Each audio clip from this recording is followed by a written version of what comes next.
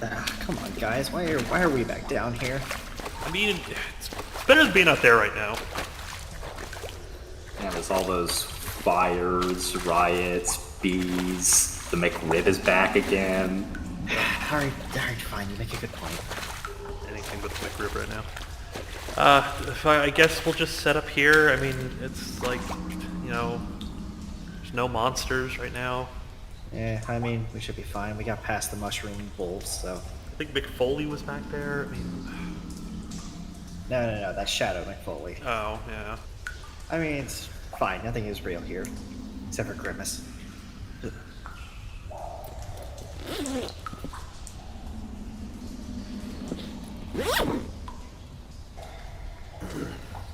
Alright, anyways, people. Hello, and welcome to Varieties of Slice of Life, an Otaku Media podcast. As always, I am Anthony, and joining me today is the lovely Zach. Hello. And Jarrett. Salutations, Internet. It's podcast day. You know what that means. We are a bi-monthly podcast talking about games, anime, and a whole bunch of stuff. Today we're going to be talking about 2020. Not the year, but, the anime year, I guess. Yeah. Horrible year.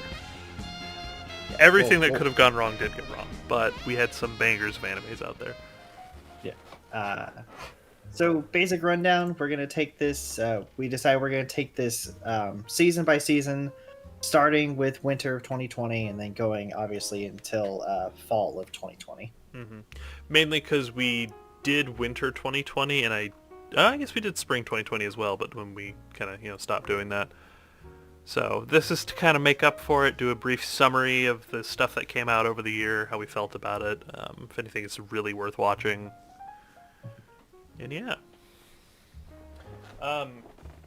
So since we're on the actual My Anime list, do you just want to go top to bottom and... I got no problem with that. I guess whoever finds something that they like first. Sure. Start out with the Shizuoka reviewers. I watched a little bit of it, but it's just like...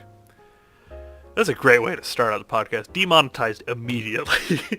No, but Shizuoka reviewers was pretty good. It was very funny and interesting, but like... It's very clear who this is made for. Yeah. I enjoyed it though. I thought that the first couple episodes I watched were pretty good. That's something I wanted to continue watching, but I liked it. Kind of gave me like the world kind of gave me like a Goblin Slayer kind of vibe. I know it's very weird, but just like the chilling out in a tavern with all these adventurers is, very, very nice. Yeah, I was just aesthetic. I'm trying to figure out what you meant by that because I always forget how I can't English. How dramatically different first and like last episode of Goblin Slayer is compared to like everything else that is in that show. Yeah. It's just I love like D&D taverns. Those are always like such a fun setting. Yeah. I read the manga of Ishizoku reviewers rather than really watching the anime, and I think I do prefer the manga just because like the anime is a bit like over the top with its sexual nature. Like the anime went like the manga was at like an 8, the anime like bumped it to an 11 in terms of like raunchiness. Yeah. It's definitely barely classified as anime. I feel like normally it's the other way around. Normally I feel like the manga can get away with a lot more stuff than the anime, but hey. Yeah, it was very surprising. Yeah, it was like watch the anime for porn, watch the manga, read the manga for the characters. It's never that way. I can't think of another thing that exists that is that way. Yeah. And also, since we passed over Haikyuu, I'd say the new season. I didn't finish Haikyuu to the top, but like I actually really did like the newest season of Haikyuu. I didn't like the new character, like the white-haired dude. He's a little bit edgy. Yeah, like, I can see him in the poster. He's a little much. Yeah, he's like super over the top edge, and I think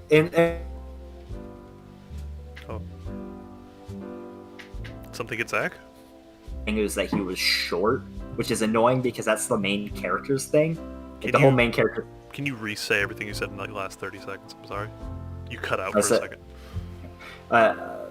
I think like the thing that bothered me, if I recall correctly, I'm pretty sure the thing that bothered me about the white-haired guy was that he was short, which bothered me because that was the main character's whole deal. Is that the main character's like whole thing is that he's short and like it's he's playing volleyball, so he has to overcome that. And then they introduce a new character, it's like he's shorter and better than you. I'm like, okay, like why does he have to have a short rival? Like why does he have to compete in shortness now?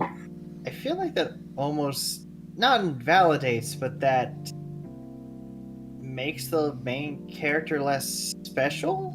Does that make sense? Like you took the main character's thing and made it more on someone else that isn't a main character.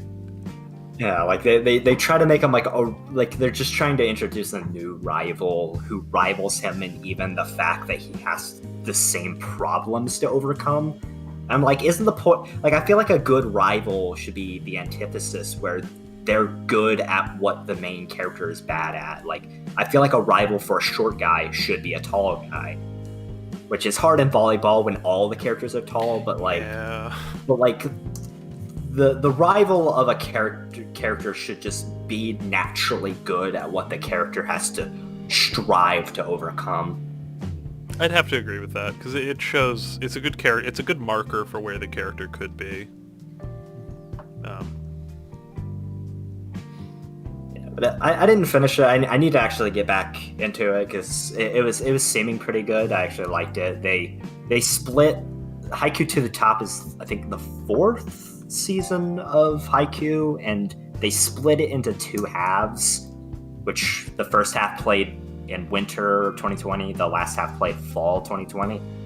So like it kind of the season, the year ended and started and ended with Haikyuu, I guess. The Jarrett said something earlier before we started this that like we missed a lot of really good anime this year. Yeah. And it's and to me it's very clearly just because of all like the shit that happened in 2020 because I started out pretty strong. I started watching a couple things and just as it went on I just stopped. Life got really weird and in the way more than it ever felt like it did. So yeah, you're gonna be hearing us say I really should have finished this too much in this episode. Yeah, especially with me, who anybody who's like listened to any past episode knows that I watch way too much anime, like to a degree where I watch like double the amount combined of what Anthony and Jarrett watch in some of the seasonal specials, but like how like. The first season, I didn't finish some things. The second season, I didn't finish some things. Third and fourth season, watched nothing at all. I had it's not even that it was a 2020 thing. It's just I had a lot going on in general. Yeah. Yeah. Oh yeah, that too. Like we've just been busy as hell. Yeah. It's been much though. But like hey. Good. I was gonna say, like, I've said this to you guys outside the podcast, but I'll say it for this. Like, I feel disappointed in myself for the amount of good anime that there was this year. The fact I didn't watch it all. Like, yeah, like I'm definitely not that person that like I will watch everything, but I know that with my previous watching habits, I could have watched more, and I'm sad that I didn't watch more because there is generally good ones in here. Like they're all not like smash hits or like, yeah, this is gonna be like greatest of all time, but there are some real ones. Like sleeper gems. There's some good things. Like I'm gonna be talking about it like later towards the end, but one of my favorite animes of all time got another season, and I didn't watch that, and that's still eating me up. Jumping back on track a little bit, we had Darwin's Game, which was a fantastic anime that I only watched 3 episodes of. Mood. So you watched enough for the seasonal special. Yes, that's exactly what happened. Is I stopped watching after the seasonal special, which we are getting back into the start of this year, which we got to film semi soon, but that's besides the point. I really am interested to see where Darwin's game went because it was so like good and thrilling, and it was a fucking mile a minute. And I'm looking at the poster, and there's like a bunch of characters that I don't recognize now. So like I'm wondering how his crew kind of gets together. But fantastic, love the concept, love death games in general. Oh yeah, that reminds me of the other one that's coming out next year that I know you'll like. Oh yeah, I think I remember you telling me about that. Yes, I almost picked you up the manga. That's a different thing. Then we have what is that? Shield Maiden next? Yeah, that Shield anime, which I wanted to be good. The synopsis sounded good, and then I watched like the first couple episodes. I'm like, "Yep, this is just a generic isekai," and I stopped watching it. It's not that I didn't finish it; it's that I dropped it because it was really bad. Yeah, I do remember Zach talking about this one. He was like, "It just got very." I believe your direct words was like, "It got so boring." I think Logan gave us a plot synopsis, or Logan gave me a plot synopsis saying that like, she just dumped all of her stats into defense, and it was so strong that it hurts people. Yeah, it seemed like a funny idea. Like I thought it was gonna be this funny thing. It was like, oh, she's going to be like pretty much invincible, so she'll like outlast her enemy and make them tired or whatever. And that sounded like a good idea because I actually thought of that. And like there was an anime last year, and there was like a fight where a healer managed to like outlast the enemy, and I thought I was like, man, that would make just a really good anime concept. So I thought this was gonna be that concept, but just as defense rather than healing. But it wasn't, because she very quickly gets a shield that just eats people and can use super powerful rare poison magic that can just kill people instantly. Like all of her skills just kill people instantly. Like they at least kind of make it a sort of a funny joke where like the developers realize what the fuck she's doing and they actually nerf her shield. Like her shield actually had an unlimited uses, but then then the developers of the actual game nerfed it down to 3. And I'm like, that's actually pretty funny. Like, that the developers like, what the fuck? You can't do that. I don't think, like, I do love that touch, and I don't think I've heard of an anime that uses the MMO style that's had that done, at least that dramatically, especially to a main character. Yeah, developers are usually either villains or just non-existent. Yeah. Yeah, I was saying most of the ones I've seen, they're just like non-existent. Like they treat more of the MMO like the real world and less of like a game. But I like that touch that they put in for that. Yeah, disappointing, unfortunately. Up next, I think Not Zach. disappointing? Oh no. No, I was about to say, I think Zach, you watched the Toilet Bound Hanako-kun. Yeah. Yeah. That was yeah, like I was wondering what that was gonna be like, and once again, didn't finish it, but it was a great one. Like the animation is so unique and interesting. I love the character designs. Like they make the main girl look really interesting with like a weird, almost like gothic, like kind of like look to her, but like skulls and shit. And then they give her like really sort of a small top half, like thick like lower half in a way. Like her legs are really big, which is also a running joke in the series. That they say she has like radish legs. I love that. But Okay, I see Japanese urban legends, and I'm already kind of hooked on that because Yeah, it's the 7 Wonders of the School. oh, I did. Yeah, there was some. I forget what anime that I watched that was just like a weird one-off episode that they talked about. Like, oh yeah, no, like a bunch of scary stuff happened here before. I think it was High School DxD that they just had like a weird like school myth about some abandoned part of the school, and I remember that episode being really funny. So that I feel like it's like that same vibe. Yeah, this anime is like pretty much all that, and it's like really interesting because she And a bag like of chips.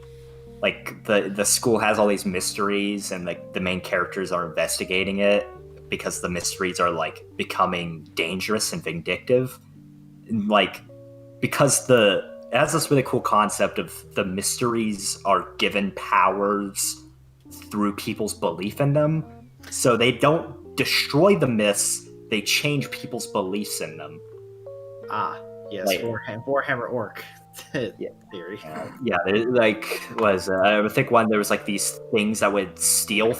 There was like these sprites that would steal things. So the main character spread the belief that like, oh, if you leave candy, they'll take the candy instead. And like the sprites had to steal things because that's what they were told to do through the myth. It was like they didn't want to, they had to. So now they just get the candy and stuff, and it's like it's a really neat idea. The main character, the dynamic between the main characters are pretty good too. Hanako-kun is like very like he likes to mess with the main character, and it's kind of funny. And the main character is like a hopeless romantic.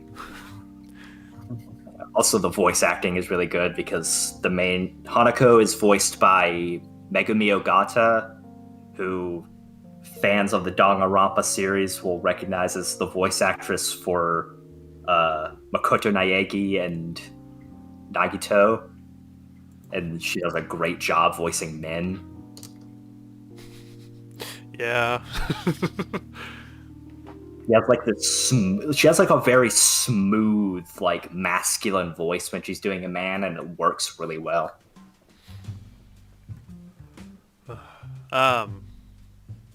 Moving up next, we have Inspector, which was I was surprised at how much I liked it. Definitely is weird. Dropped it after 3 episodes. I actually finished this one, watched all the way through. How was it? How was the ending of it? I did. I liked it. I liked it. Like, I feel like it fell off just a tiny bit towards the end because the final arc is weird. Because the final arc literally takes place in one small location, essentially. Because this also kind of it's very similar to Hanako-kun, actually. Like the final villain they have to fight is like this maid ghost who's said to idol. Yeah, oh yeah, she's like an idol. She's like a dead idol who came back as like this killer ghost thing. And then like the whole thing is the only reason this ghost exists is because there's like a freaking wiki for her. So literally the final quote unquote battle of the anime is the main character and another character having a fucking forum discussion about whether the ghost is real or not. I kid you fucking not. Like it just constantly keeps cutting between like the chat, like the forum messages, and then like the two characters in like their respective computers typing while the one dude's fighting the actual ghost. And I'm like, So it's very unepic. So it's that one scene from the Digimon movie, then.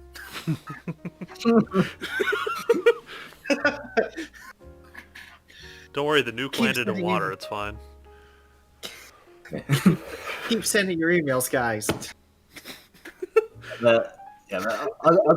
Other than the kind of disappointing final battle, overall the anime is really good just because the main character is so funny. Like I like her design. She has a really good character design in general, and she's just really funny because she's just like obsessive over the main dude. I also love the fact that she is missing both an eye and a leg. Like it adds a lot of weird nuance to her character.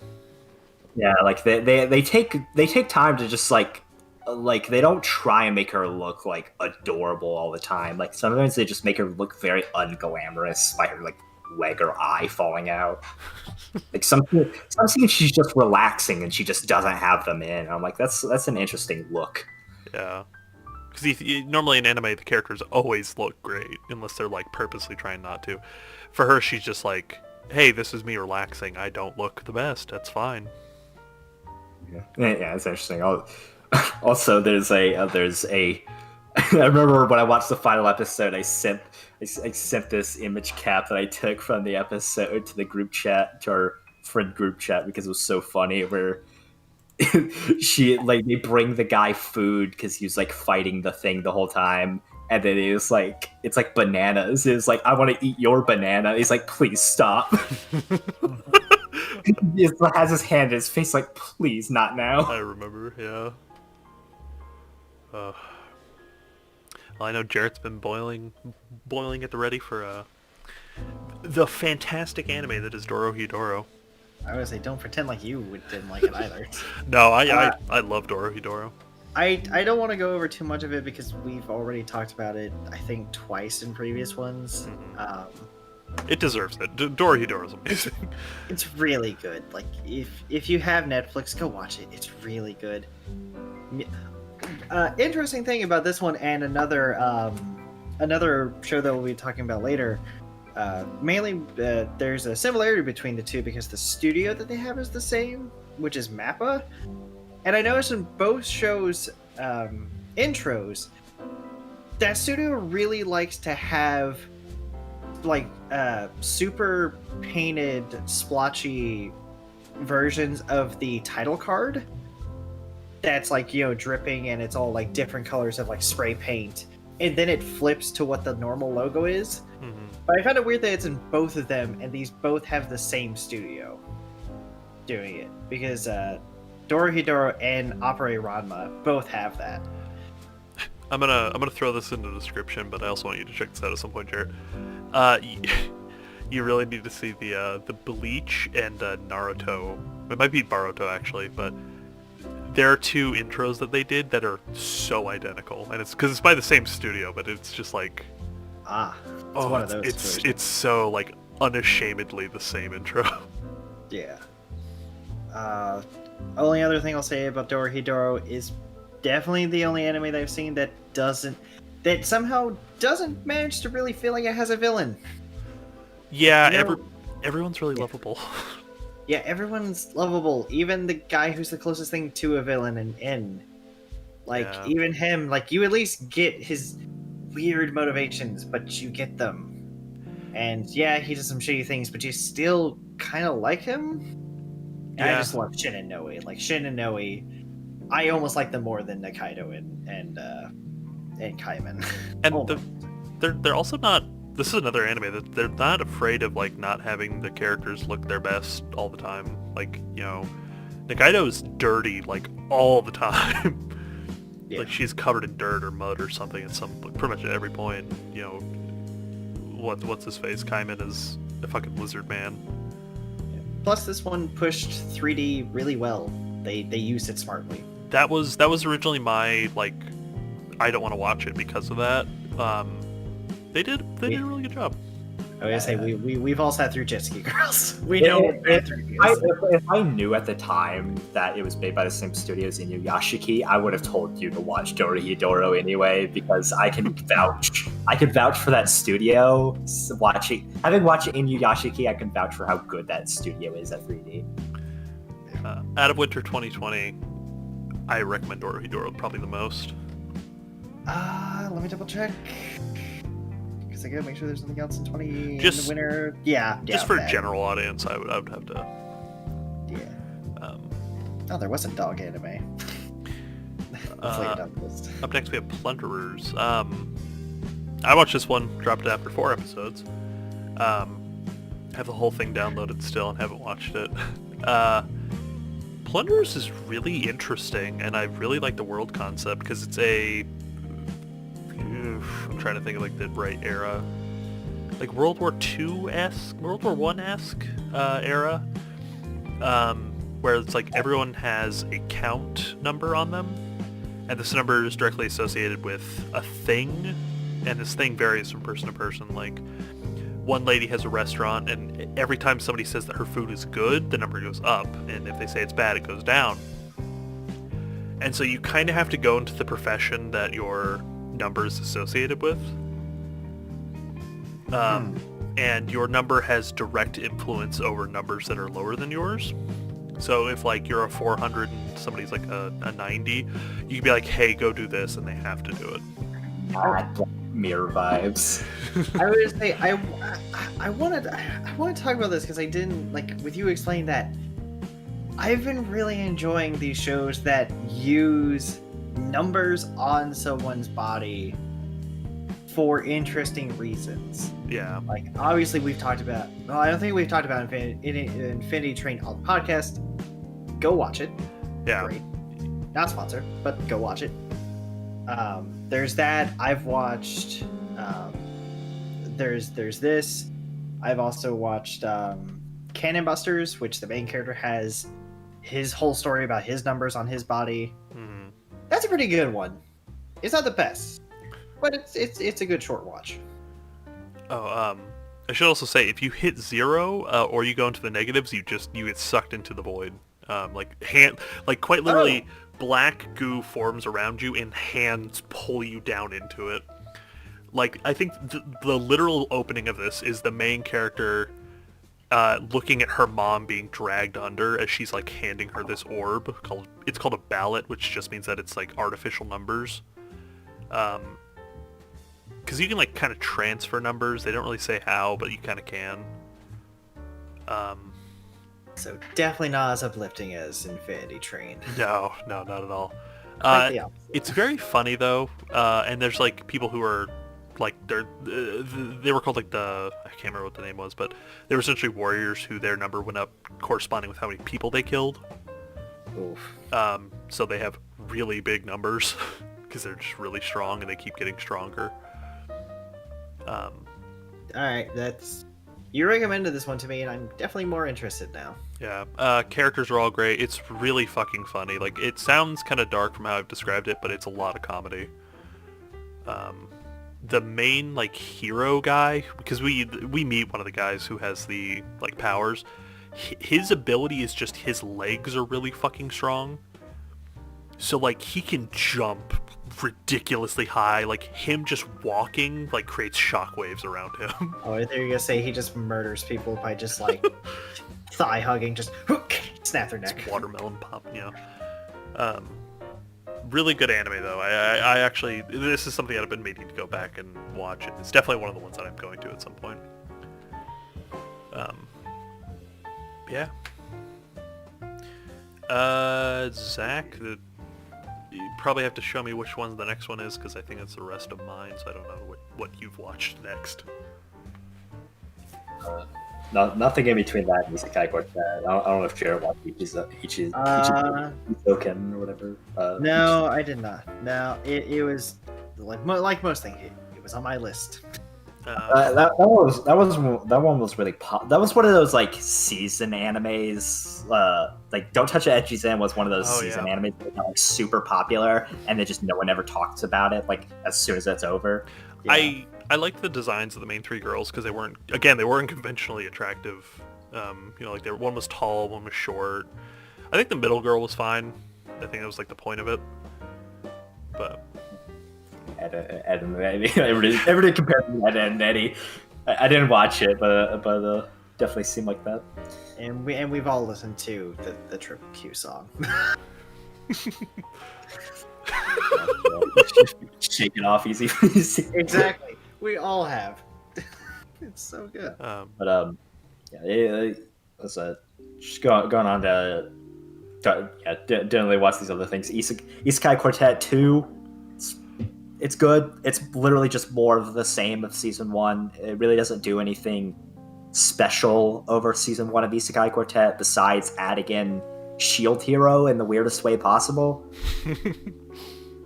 Because Shield Hero's there, but he's not like a super prominent character. Like there's only like there's only like 12 episodes, and he's probably only in like 4 of them for like a little bit. He doesn't really do anything like important. In fact, Raphtalia and the Angel Girl do more than he does, because in the final episode they have like this almost like Avengers in game like girl power moment where all the main girls like team up to like fight something. So like even in the end, Shield Hero just doesn't do anything. It's kind of sad. You brought in this new but character. You think they'd be important? I wonder now if now that they've I think Shield Hero definitely is getting to season 2. That was confirmed, right? I don't know. I now wonder if they're going to do the Spear Hero spinoff. I wonder if that will get enough traction to get an anime. I don't know. Then yeah, I'm glad that Isekai Quartet already at the end of season 2 announced that they're getting season 3. I love Isekai Quartet, and I would love some more. I'm curious if they're going to add more characters. I would love to see maybe Slime in there. Slime would be interesting. I will go ahead and say I have not watched anything else from that season. I looked through the list. I have a couple things, but I forgot that I missed one. It's a couple in a row for me. Certain Scientific Railgun T. I think this is the 3rd season. Didn't finish it, but it seemed good. It seemed good at the start because it's my favorite. It's my favorite arc from Index, but through the Railgun perspective. Because Railgun is a spin-off of an anime called Certain Magical Index, and I actually really hate A Certain Magical Index, but there's one arc that's really, really, really good. I can't remember the name of the arc, but the whole arc is that it's a city-wide sports festival for all of the schools, and this season of Railgun was that arc from this character's perspective. So different things are happening for them. So it still keeps that cool theming of this citywide sports festival and all of that, but different things are happening.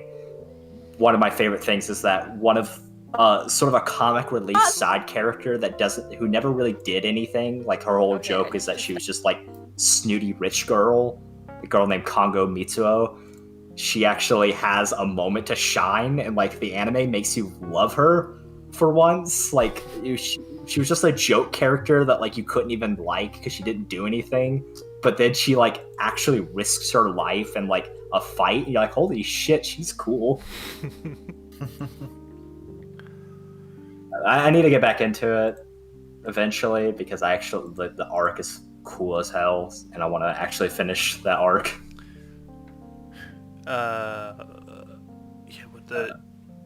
What next? Sorry. I can't remember the name of it, but it's Miranase Sentengakuen. It's something animal school. I think I remember you telling me about that one. Oh yeah, come together to the Senton Academy. Sorry, Senton Academy joined the pack. Isn't this when all the girls are humanoid, but the boys are just straight up animal people? Yeah. Yeah, it's about a human who goes to an animal school and he hates animals. My gym partners, I'm okay. Sorry. Pretty much, but if Adam Lion, if there were if Nekos and Adam Lion hated the animals. Oh wait, is this the one with the hyena girl? Yeah. Now I remember. the anime that made me finally learn that female hyenas have penises in a way. Well, now we're not desensitized. Now we're demonetized. Just I don't know. Just enter hot. Just put in the word hot dog. Like that. Yeah, it's pretty funny, and it actually teaches some animal facts in really weird ways. For some reason, the main character is extremely knowledgeable, and the arc towards the end starts to get interesting with these endangered animals kind of come and they want to kill the humans or get rid of them or something. It's actually kind of interesting and has a really funny ending boxing match against a mammoth. Jesus. Oh, okay. I was thinking kangaroo, but all right, let's go.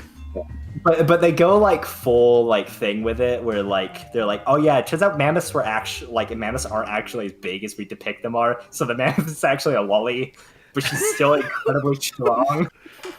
I love that. That's great. Did you watch Infinite Didongram? Didogram? No, I think yeah, Nekopara is my next thing until a bit. Uh, Let's talk about Necropara. yeah, Nekopara. I love the Nekopara games. So when they announced Nekopara was getting an actual anime, not counting the OVA, that was just like the beginning part of the first game. That OVA was fine. But this anime is actually pretty good. It's its own original thing. Like it stems from the game like quite a bit. Like it doesn't really take place during like anywhere in the games. It's like just being its own thing almost completely.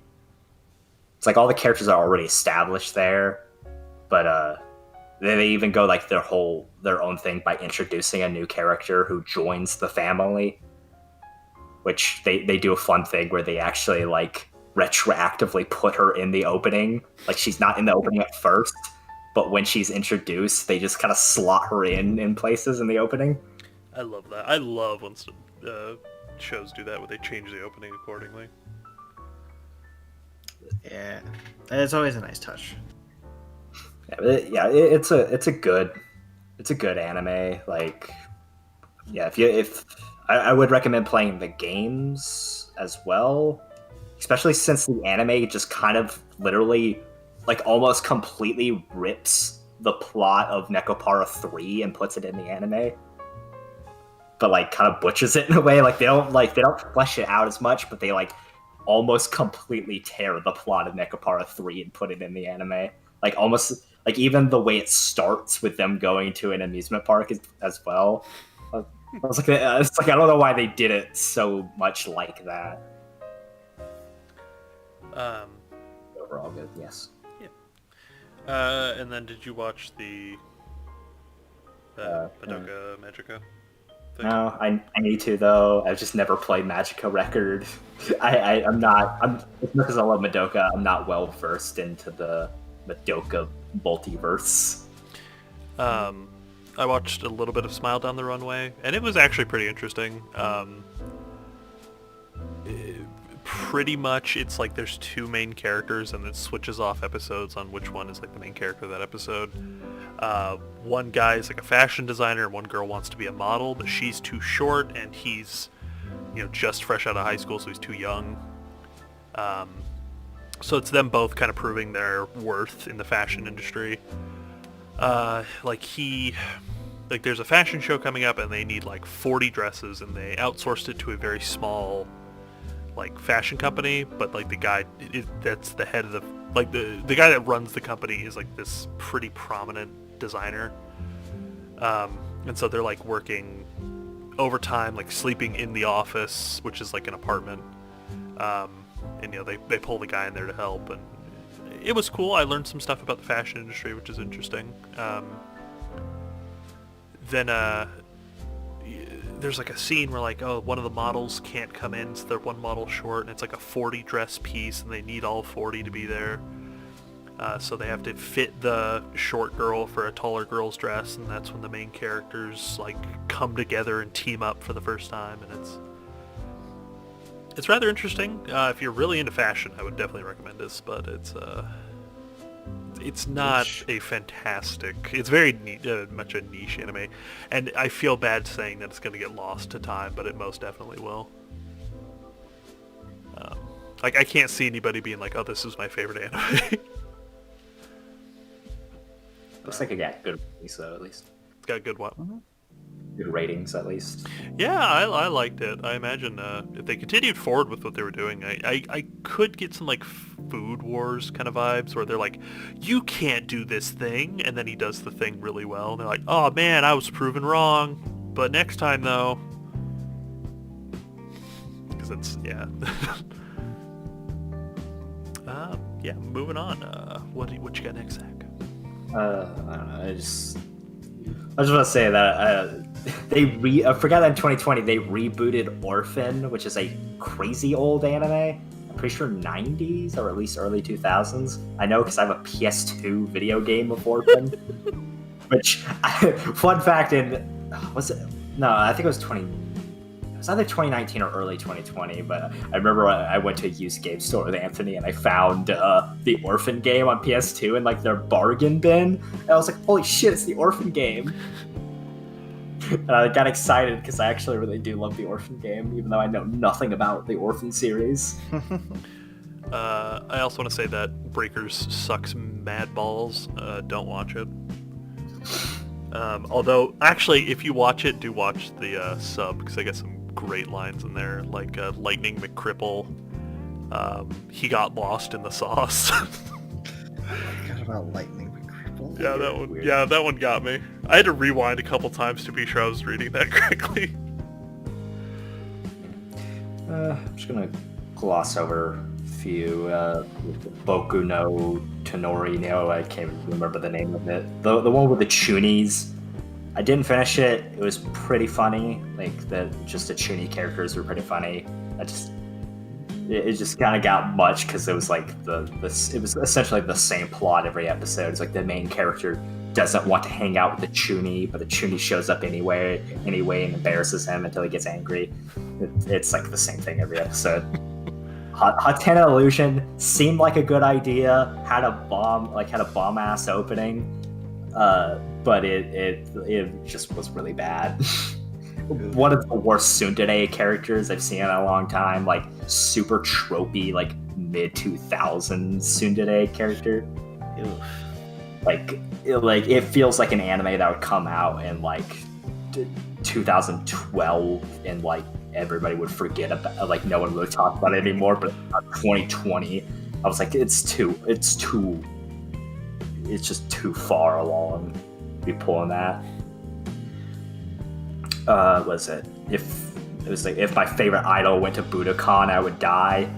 Really good anime, like crazy hilarious anime of a girl just obsessed with an idol.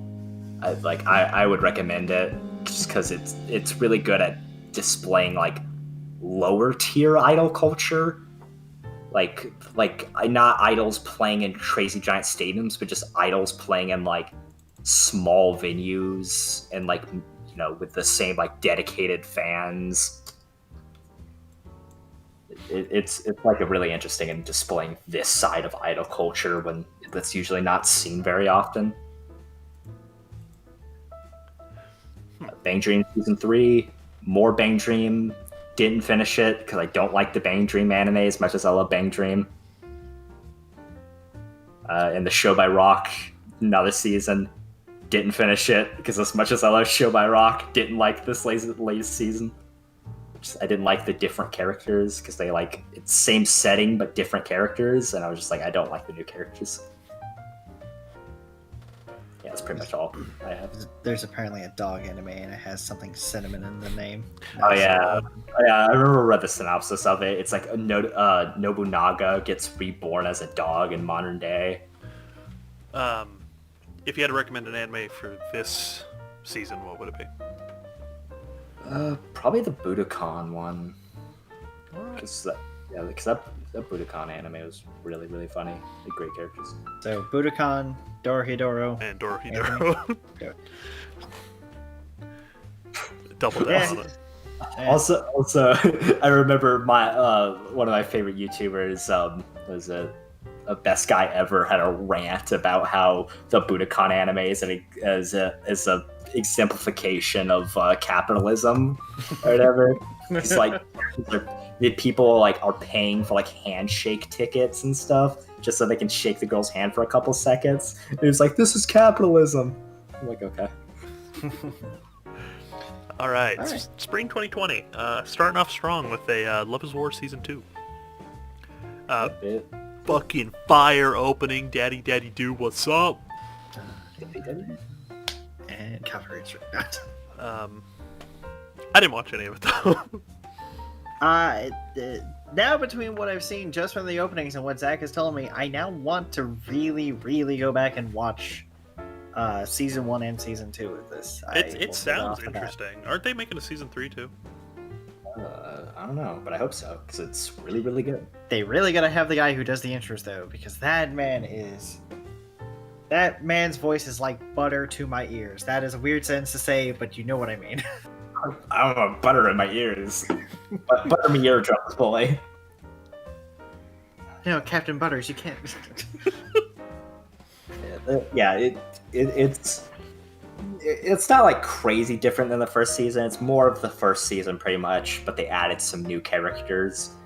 The new characters are actually pretty good, but just Kaguya-sama's just really really funny. It's like if you tried to make an action anime that, like, if you tried to make a romance action anime, but like you didn't want any actual action. It's like the romance itself is the action. Yeah, because aren't they like members of like action-ish clubs? No, they're all in the student council. Oh. But like pretty much the whole thing is just like they're trying to make each other fall in love with each other. So they're just like it's like they make like the most mundane situations incredibly intense, and I find it absolutely hilarious. And the narrator sells it so well because it's just him describing what's going on in the most intense ways, like he's actually describing like an action anime. And it's got really good ratings. It's got like, God, just looking at the My Anime listing, it's got like double the viewers than any of the other animes, and still keeps almost a 9 rating. Wow, that's impressive, especially on My Anime, because I think the highest is like a 9.2 or something. It's got an 8.777, and that's good. Pretty good. Moving on, we got Tower of God. Tyler kind of convinced me to watch Tower of God. I didn't finish it, but it was. Oh yeah, I finished Dorohedoro. I didn't say that. I want to. I want to preface. I did finish that one. No, but Tower of God was. Either of you watch it? No. Super interesting. They don't. Well, at least in the beginning. I can only speak for the little beginning parts, but. They don't show the outside world, they just show this thing called, like, the Tower of Babel. And it's essentially, like, there are floors to it, and it seems to be some kind of, like, competition to get to the top. And if you get to the top, you get a wish. And the main character is super simp, and he's like, I wish for my friend to be with me again, because she's cool and hot and whatever. Kind of an motivation, maybe it changes, whatever. But like he goes through, he meets some super interesting characters. There's like this one dude that's like in a suit for some reason, and like a half suit, like he doesn't have the jacket on, and he just has like a briefcase, and he kicks ass with this briefcase. And then they meet like a lizard man who's like super war bound and like ready to kill anybody, and it's like really cool. You're just talking about a man beating people with a briefcase. I just think of all those Hitman memes of the briefcase. But like every floor is a different trial. Like there's the one floor that's trial by combat, and if you're like, I think like 60 people enter, only 30 people can leave. I look forward to the trial by trial. And then you like actually have to give a legal defense. Oh, then they did like an interesting thing where it's like, okay, you have to team up in groups of 3, and if you don't team up in a group of 3, you're eliminated. And so 2 of the characters are like, oh yeah, we'll do it together, but who could be our third? And then it's just the lizard guy, but he doesn't want to team up with anybody. And they're like, oh yeah, you have 30 seconds left, and so they force him to be in a team just by like essentially, it's whoever you're touching is your team member, and so they have to like wrestle with him to essentially force him to be on the team, and it's kind of a funny moment. And then like they have there's a bunch of characters that like they seem like they have really interesting stories. They have swords that are labeled a color and a month. Like they have the Black March, the Green April. It's the Red October. I don't know. I didn't get that far. But they're like super powerful swords that like just destroy whatever they use. And there's 13 of them, so I'm wondering what the 13th one is, because there's only 12 months. We've created a new month. But yeah, it's really interesting. The main character is utter trash, but other than that, I actually really like the anime. Alright. Yeah. Next up. Moving on is Glepnir. I actually watched this one too, and I don't think either of you did. No, but you told me about it, and I was concerned. Glepnir is fucking weird. Main character can transform into a giant mascot that is like a flesh puppet thing, and it's... I'm trying to remember the plot of it, but I think it's like another... Okay, it's kind of like a death game thing, if I remember correctly. Main character can transform into like a giant flesh mascot, and then this other girl that he meets like climbs inside of him and controls him. Because like once she's inside, it's like a mascot suit. Once she's inside, she has more control over his body than he does. It's really weird. Like, I don't know. I feel like the anime can get really weird really fast, and that's kind of why I really stopped watching it. It's like I didn't want to see where this was going. Yeah, I remember some body horror stuff. I mean, the body horror doesn't bother me. It's like there was a part where like the girl's passed out and the guy's in like his like giant mascot form, and he like starts undressing her, and he's like, "Wait, what am I doing? I shouldn't be doing this. What came over me?" And I'm like, I don't like that. That's I would say we should be used to body horror by now. We've all seen part 4 of JoJo. Much worse than part 4 of JoJo. Anyways, Food Wars, whatever the hell the new season's called. The only season of Food Wars I haven't watched because I heard this one. I actually heard pre this season coming out that this season was going to be really, really bad because apparently the arc in the manga is really, really bad. So I was like, yeah, I'm just not even going to bother. All I remember is that there's just a new villain gets introduced and he's just really, really bad. And I was just like, yeah, I'm not even gonna bother. I was like, I don't want to ruin the magic of like the season that came before it with the Team Shokugeki. It was so good that I just didn't want to like ruin that magic with a bad season. So I was like, I'm just not.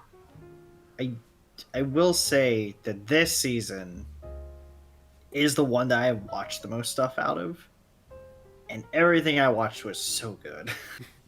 Did you watch Food Wars? I did not. I think I'm like 1 or 2 seasons behind Zach, so like I had a brief run where I caught up on like 3 or 4 seasons. I want to say 3. 3 sounds more right. But like I got through them. I shouldn't say got through them. I enjoyed my way through Food Wars. I love Food Wars. I love food, so But I went through 3, and then like I think I was just waiting to get 4, but life happened, and I just haven't gotten it yet. All right. Zach, did you watch the next? I didn't watch. Was it the next thing on the next thing I watched that actually appears on the list is My Next Life as a Villainess. All routes lead to doom, and I'm not only going to say that this is my one for the season, but also my one for the year because this is. Oh wait, no, never mind. I thought you passed Billionaire Detective. No, yeah, actually, it's right after Shokugeki no Soma on the list. I was wrong about there being things in between it. But this is not only my one for the season, but my one for the year because this is hands down, like not the best romance anime I've ever seen, but the best harem anime I've ever seen. In a way, because this anime just takes like almost like harem tropes and kind of spins it on its head, and is also an isekai that isn't really bad. Because like I was, just like it's like the main girl is like the villain of a game where she dies in a lot of the en routes. So she's trying to avoid her own death because she knows like how she could die, and she ends up like all the characters who like hate her in the game, who hated that character in the game and stuff, start to like fall in love with her because she's like doing things like accidentally stealing other characters' lines and things, pretty funny ways. Also, she's not overpowered because she only has like 1 power and it's like absolutely useless. Like she has earth powers, but all she can do is cause a tiny sprout in the ground.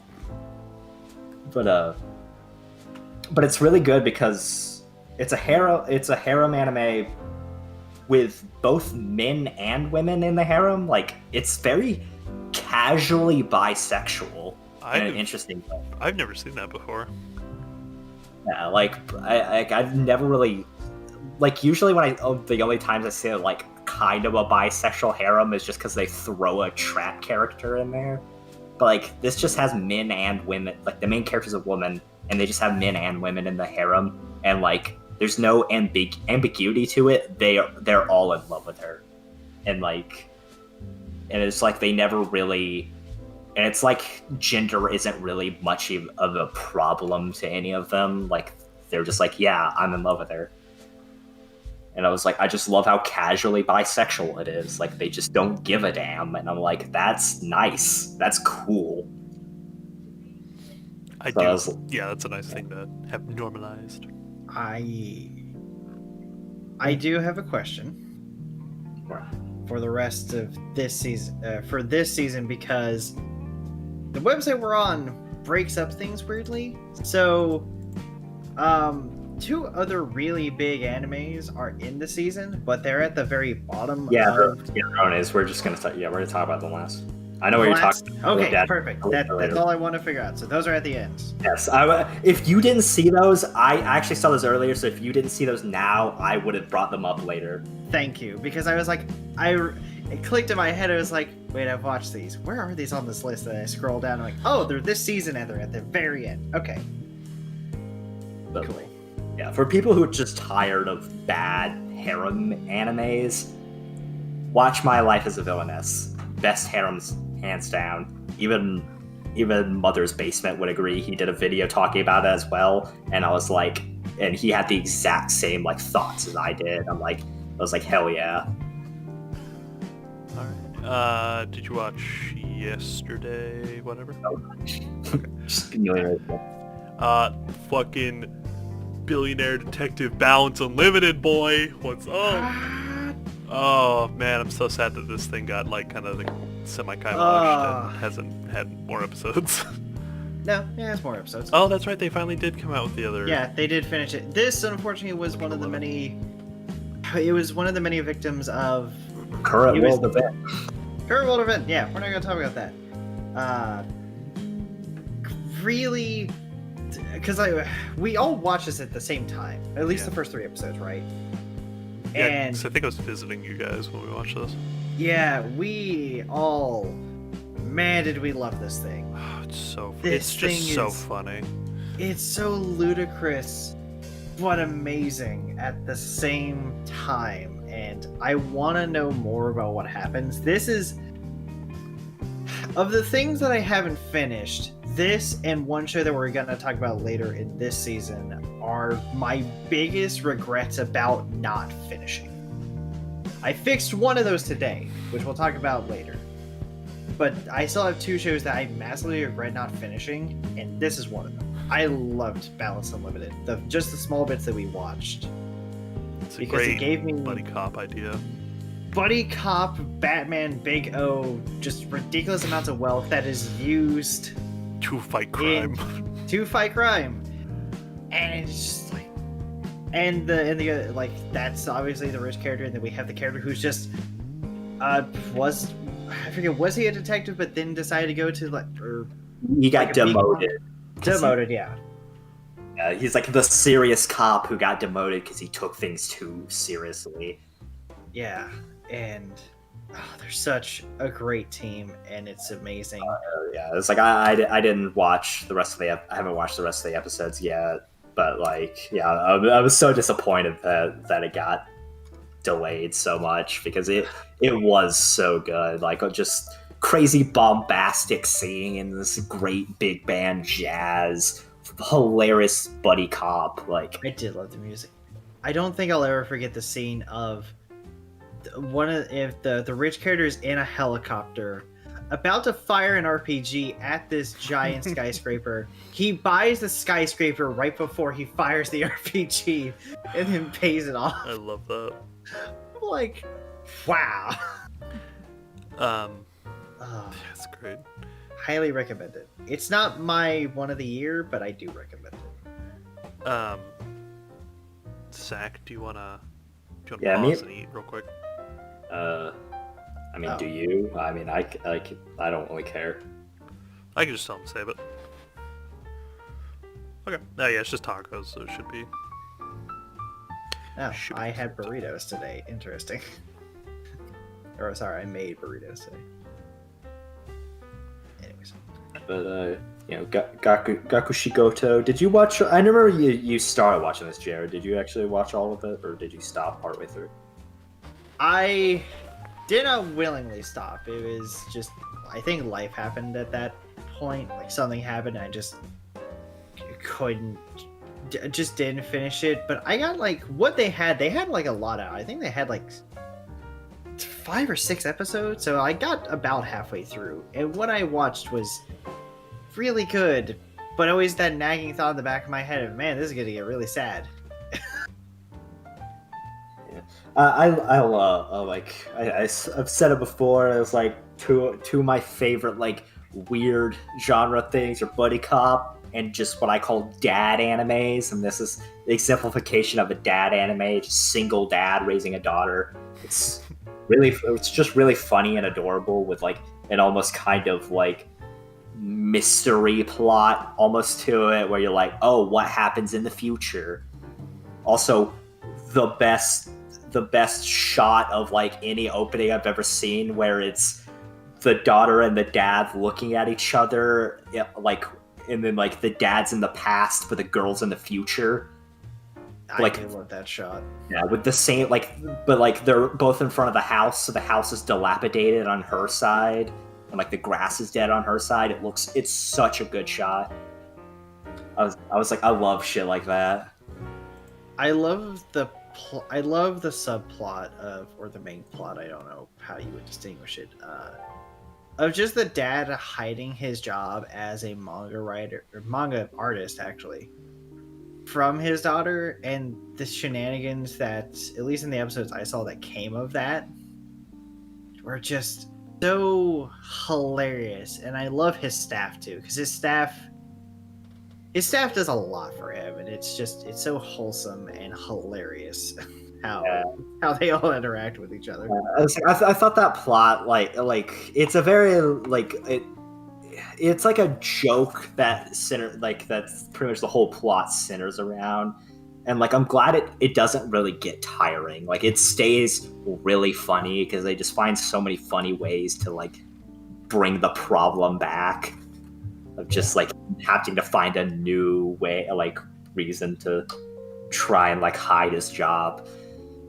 Yeah, it's good. And then also I just say this anime does my favorite thing of like in the final episode of an anime, a character saying something, they pause, and then there's like a pause, and then the opening starts playing.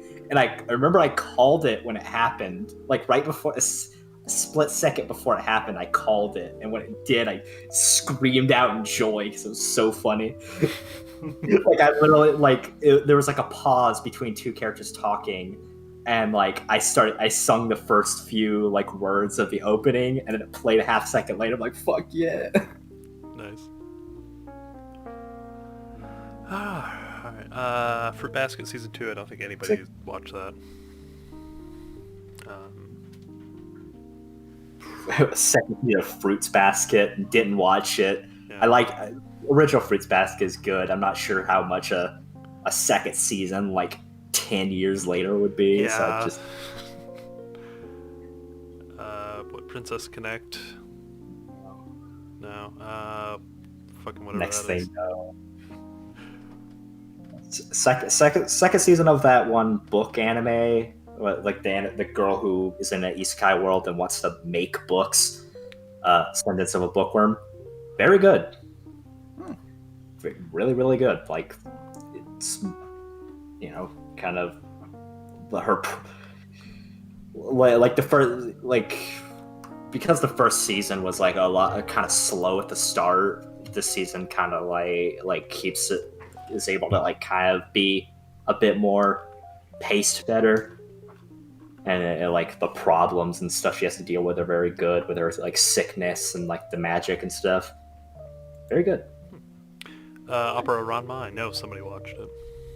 I watched it today. Well, I finished it today. This was another show that unfortunately was affected by world events. So it got delayed very much. About as bad as like No Guns Life Season 2 and Balance Unlimited. Really, really good show. The intro slaps so hard that I about fell out of my chair. The visuals and just what I can only describe as big band metal is a fantastic mix that I never knew I wanted in my life. I really do want to watch Opera Ranma at some point because it seems I love weird like multinational like casts and stuff, but it's like multinational steel like freaking Cannonball Run. Yeah, like that sounds rad, and I definitely do want to get to it at some point. I was explaining to you guys right before the podcast, but I can describe it best as it's the things that you enjoy about samurai movies, which is a lot of things that get pulled into like Western movies as we know it. But mix that with Cannonball Run. So take a samurai movie and mix it with Cannonball Run, and that's what you get with Opera Ranma, and it's amazing. It's sad because of the way they build it up, though. It looks like we're only gonna have one season, but man, is that one season really good. Like, the music is great. The characters are really interesting, more than just like their designs. The designs for these characters are drastically different, all over the place. The cars, their clothes, the way they act is really good. The villain is insane and really goes into the whole like, yeah, violence is like all that there is. This is the ultimate thing of power. He goes hard into that. For a villain, he's not bad. He's clearly insane and crazy and ridiculously strong. They don't mention why he's so strong, and that like he has an eye tattoo of like a cobra, and that's like what his entire like gang has. But his eye will do something, and he says like, I had to shift gears for you, and I'm like, what does that mean? They never explain what it is that he does, because his eye does something, but it's my only gripe. They don't tell you what that is. Everything else is very rooted in science and actual car mechanics and just like technical skill and things like that. And like, because like the main character makes a hybrid engine of gasoline and steam powered engines, which I'm like, all right, plausible, crazy but plausible. And also I love Crazy TJ. Crazy TJ is his design is something else. His design is amazing, and I love the fights in this show. There's a healthy amount, but they're not like, it's not like every episode there's a fight, but the fights that they have are really, really good and really stylized. Like the gun kata fights that they have are really good. A lot of them are between one character called Dylan and Crazy TJ. Those are great. Gun kata things are insane because it's just people just fighting with guns and shooting each other at like extremely close distances. And there's other characters who pull off an entire charade for a few episodes that they pretend to be like someone else. There's literal car companies. There's the entire plot of the train companies trying to stop the race because they want to prove that trains are the way of the future and not the automobile. There's entire things about sexism in this and women's place in all this, and they just break that, and rights for Native Americans and things that go on like that, and it's insane. It's an insane show, but so good. And also really brightly colored. And like Zach said, this thing is multicultural, like out like every orifice. This thing is It has Japanese, Chinese, French, Native American. Just, this All that covers good like stuff.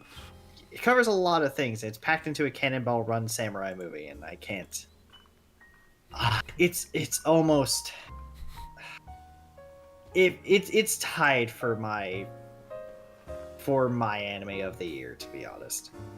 It's this. I only say that it's gonna beat out the other one because I haven't finished the other one, Um, so I can't 100% say for certain. But this is my anime for the year. anything you have up next, Zach? Skip the next two. Wave, listen to me. That's the name of that one. Namio Kitekure. Pretty good anime. Just about a girl who quits her job to work at a radio station, which is a interesting thing because we never really get I've never seen really radio station as a central figure, like a central point in an anime. Usually radio is not like a talked about medium. Even though animes do even though there's a lot of radio dramas and stuff in Japan, that's usually a pretty popular thing. So it's kind of interesting that radio isn't a commonly anime center point. But this is you got. I was just gonna say that you told us about this one when it was coming out, and I actually had genuine interest, and and reading the synopsis more, I'm like, I'm really stupid about not watching this one. It sounds like an interesting watch. Yeah, I really think that you I'm not sure about the anime as a full, but I think you and Anthony would love the main character because she is absolutely hilarious. She's just this easily upsettable just crazy woman who just likes drinking and stuff. She's really funny. It's hard to really describe how funny the main character is and the just dumb situations she gets herself into. But it's just an interesting topic for an anime, and in the last episode, I just have to mention the last episode. I'm gonna kind of spoil the last episode because of how absurd it is. Because the whole episode, the whole thing is really her just doing this weird news broadcast thing where she does a in character thing where she talks about killing someone and stuff. That's the whole point of her show. But the last episode, there's an earthquake that levels part of the city, so she has to stay on air to give advice and stuff to calm people. So it's kind of this moment where she has to be brave in this moment. So it's kind of cool, but it's also just really weird. It just comes out of nowhere and feels kind of awkward. Huh. Especially for a last episode. I would say I feel yeah, but I mean, I guess it makes sense. The feeling of awkwardness, I think, at least with the context that you give me, it makes sense because earthquakes are very sudden, and yeah, I can only imagine that being both horrifying and extremely awkward. It just feels almost weirdly stilted to have it in the anime, but I guess it's a way to show that she's grown in this position of radio for her to kind of be a hero when people need it in the scary moment, I guess. It's just a weird thing. And then Sugu Momo, didn't watch it, but I have to say I love the manga. It is the raunchiest manga I've ever seen.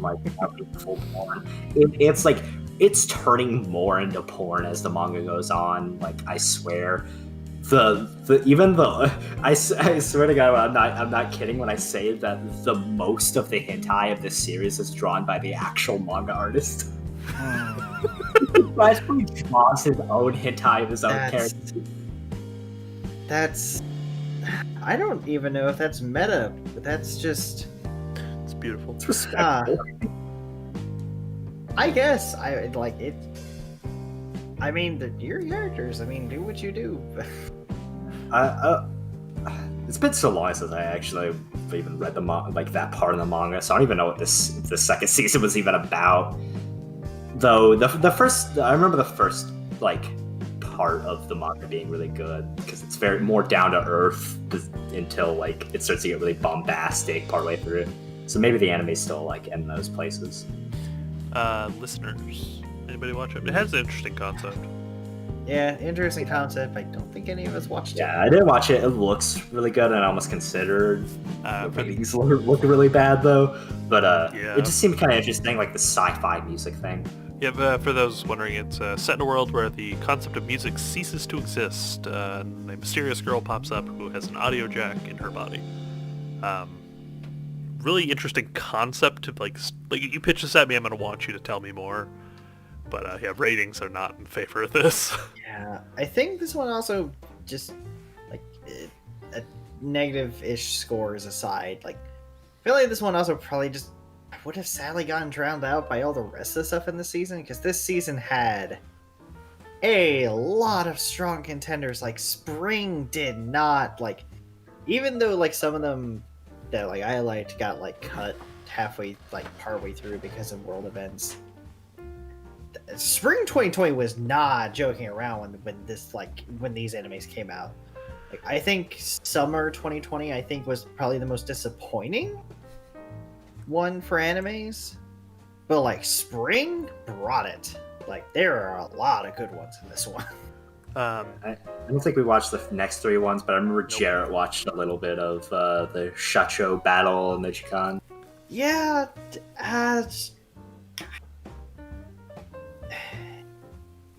interesting. It's okay. It's nothing super crazy. Like, designs are okay. The main characters, I feel like if you take a business student and decide to throw him into an isekai, there's not much else to it, unfortunately. Gallon Dino. Gallon Dino. Oh god, Gallon Dino was awesome. I got farther than Anthony did, but I'm disappointed I didn't finish this anime. And honestly, Anthony, I feel like this is something we actually need to finish watching together, because the first couple episodes of Gallon Dino is quite possibly the most bonkers anime experience I've ever had. Well, it's a mixture of like live action and anime. The first half of every episode is an anime, like an almost cartoony anime. Like they also have like these like weird claymation parts, but also like the second half of every episode is just live action, and like the first couple episodes are like this bonkers like twisted turn filled like event. Well, so the first episode plays out same for both, because the live action one is the Gallon Dino, she's a Geru, which is just like, you know, the ones that dress overly, are really tan, you know, have like long nails and shit. Gals. Yeah. And it's like, oh yeah, Dino's living with me now, and so it's just, you know, they just kind of get up to wacky shenanigans. Then the second half, the live action one, it's the same exact setup, but now the gal is an old man. Like, he lives in the same apartment with the same decorations. They meet the same way. Like, it's really weird. And then they kind of branch off into their own story paths. And then at some point, the live action switches over to the girl being in live action now. Yeah, because it's so bonkers, and like I hope it like the live action things get like a lot less crazy than that. At least the next couple episodes. I'm hoping towards the end they like kind of finish that plot that they set up in the beginning, because it's like these like things with like a dude who has like a notebook that can change the future, but he's dueling with another person who has a notebook that can change the future, and like one dude's trying to save the old man while the other one's trying to kill the old man. Oh, my stomach. stomach. His landlord like brings him this like New Year's soup, and he eats. He literally takes a sip, and he's like, "Oh, my stomach!" And he just falls over. Like the acting isn't even that good, but it's hilarious. It's like almost kind of bad acting. I loved it. I really watched it being like, okay, this is going to be my bad one for the season. It doesn't look great, and it is nothing like I expected. I expected it to be completely different, but it definitely was one of my favorites. Like, yeah, it was different than I expected too. I was expecting it to be like like a 5-minute long episode, Same. like more like wacky thing. Like I thought, I was like, when I saw it, I was like, I think I would enjoy this, but I'm probably not even gonna bother because like I thought it was just gonna be a weird 5-minute episode thing. But then Anthony and Tyler explained it to me. I'm like, okay, this is absolutely insane. Definitely worth checking out, and definitely we're going to be finishing this at some point. Yeah, I'm just gonna. Yeah, I can like almost positive none of us is watching any of these things. So I'm gonna skip all the way to Bang Dream Garupa Pico, which so disappointed that I haven't had. I don't think I've ever had the chance to talk about Garupa Pico yet, because I think the first season of Garupa Pico came out before we started doing seasonal specials, and Oh wow. in Garupa Pico, the second season. It was supposed to come out that season. Was it spring 2020? Mm-hmm. But it was late. It was late, so I wasn't able to talk about it in that seasonal special. And because we didn't do the third and fourth one, I still wasn't able to talk about Garupa Pico. So I can finally now talk about Garupa Pico. I love this anime. It's a chibi like short episode spin-off of Bang Dream Girls Band Paradise. And this is what Bang Dream should be. I said before, I don't like the Bang Dream anime because it focuses too much on one thing. The first two seasons focus too much on Pop and Party. The third season focused too much on RAS. Garupa Pico does exactly what Bang Dream anime should, and that's focus on all 25 characters. It does that really well. It's like wacky, and sometimes it like even breaks like narrative and stuff. Like sometimes putting the characters in like really weird situations. My favorite episode of the first season was one where they swapped bodies. This is just absolutely weird. But this is Garupa Pico Omori, which I think is just literally more.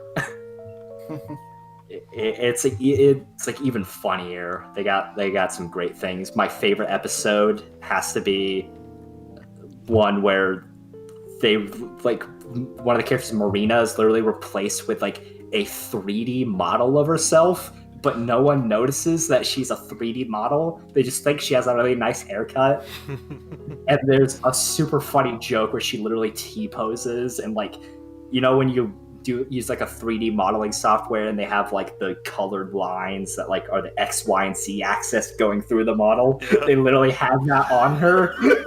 It was such a funny joke. I was like, I've never like, I don't think like an anime ever had me that much. I was like, they knew what they were doing with this joke. Also, they also have a neat episode where all these characters are playing an online game, but they're all using each other's profiles. So it's like the characters speaking in their voices, but like with a different character's personality, which I thought was really neat. It was kind of like the body swap episode, but like different. Yeah, so watch Garupa Pico. I'd recommend Garupa Pico even if you've never seen Bang Dream. Because it's actually really funny, and Garupa Pico can actually like introduce you to the characters in a good way. Huh. Yeah. Then go down to One. Yep, Great Pretender. Yes, Great Pretender. I watched the first episode of Great Pretender with you, and then you two watched all of it. Or most of it. Yeah, Jarrett didn't finish. Fortunately, Jarrett didn't actually know that the anime finished until I told them that until he figured out that it finished because of the way I talked about it. Yeah, you're like, man, I never heard of that character. Oh my god, it finished. So Jarrett had a realization. He's like, oh crap, it finished, didn't it? It had a season 2 yeah. Netflix calls it season 2. I'm like, that's just the continuation. Season 1, you call it episode 4. You can't. Case 4. Because it's funny, because Jarrett, you know, you can learn more about mine and Jarrett's thoughts on Great Pretender in our Gift to You episode, because Jarrett had me watch that in the Gift to You episode. But like the funny thing is that Jarrett told me to watch it, and I was busy. Like I just really wasn't in an anime mode, so I waited a long time to actually watch it. But by the time I watched it, it had already got that second half. So like, which was kind of funny. But yeah, Yeah. I love Great Pretender. Like I said in the Great Pretender, like I said in the Gift to You episode, literally binged watched the whole thing in one sitting and didn't feel tired at all. I enjoyed it That all the way through, especially even subbed. Like even I didn't even get burnt out on subs. I just felt good the entire way through. you telling me that was genuinely one of the happiest.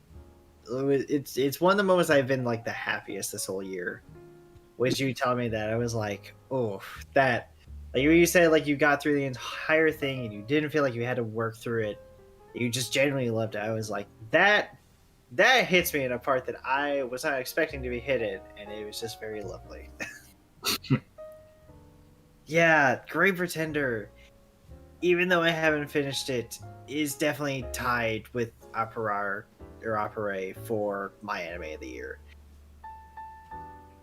Like it just everything hit so well with it. The music, the art is amazing, the stories are good. I love the characters, and I haven't even finished it.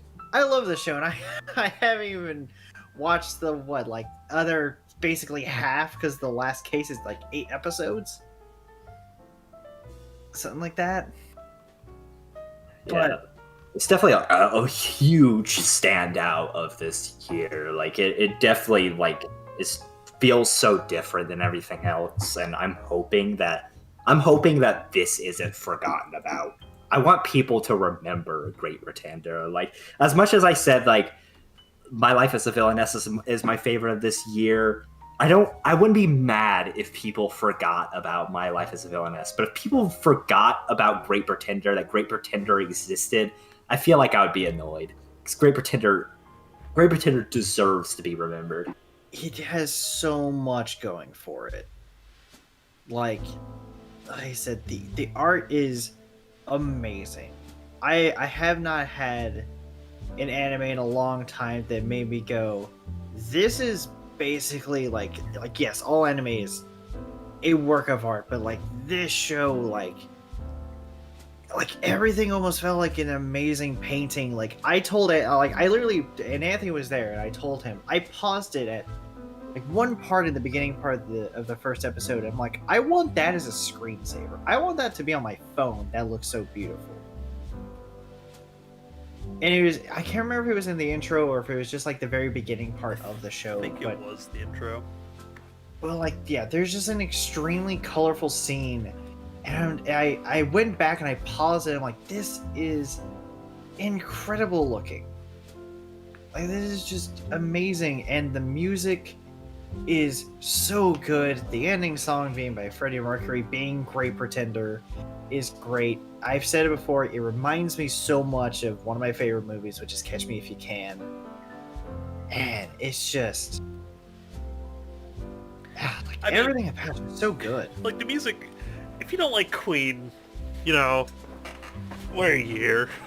Even the intro. Like the intro is like the intro is like it's not the best intro of all time, but like the music, it works for what it is. It doesn't pretend to be anything else. It's not just like, oh, they got semi-generic J-pop, J-rock for this. No, they have something that works with the motif of the show. It sounds like the music I imagine a spy or a con man to have. Just some like big band jazz, and like it reminds me of bebop, and I love like the fact that both bebop and this were brave enough to just do a big just a jazz song with no lyrics. Yeah. Like that will be like that's more stand out than just like another rock or pop song in my hundreds of pop and rock songs I have on my phone. Yeah. Like I said, I am so sad that I didn't know that the other half had come out. I haven't watched it. I am glad that you got to go through it, like the whole thing in one go. But man, like this and like I highly recommend Dorohedoro Opera. Man, I really, really, really recommend Great Pretender. It's probably on one of the easier platforms for people to get since it's on Netflix. Go watch it. This is so good. Yeah, subbed and dubbed on Netflix. Watch it. Like that's Either such way. a small barrier. Yeah. Either way, it's good. I watched dub, you watched sub. We both had a hell of a time with it. Yeah, I was like, if you're anti like pirating web anime websites, and you have Netflix, just freaking watch it. Yeah. Almost nothing standing in your way. Yeah, it's like, and if you don't, get a free trial. Get a free trial, watch it. Or if you don't have a free trial, spend the $10 and watch it. It's more than worth. It's more than worth it. It's a roller coaster of a show, twists and turns at every given moment. Speaking of twisting and turning, BNA. Yeah. The other really good show from this season. My God, this season had a lot of good ones. I like I BNA, almost but forgot that DNA was this year. yeah, it feels very old. I have said that for a lot of things this year. Like I think right before the podcast, I was like, "Man, Dorohedoro came out in January."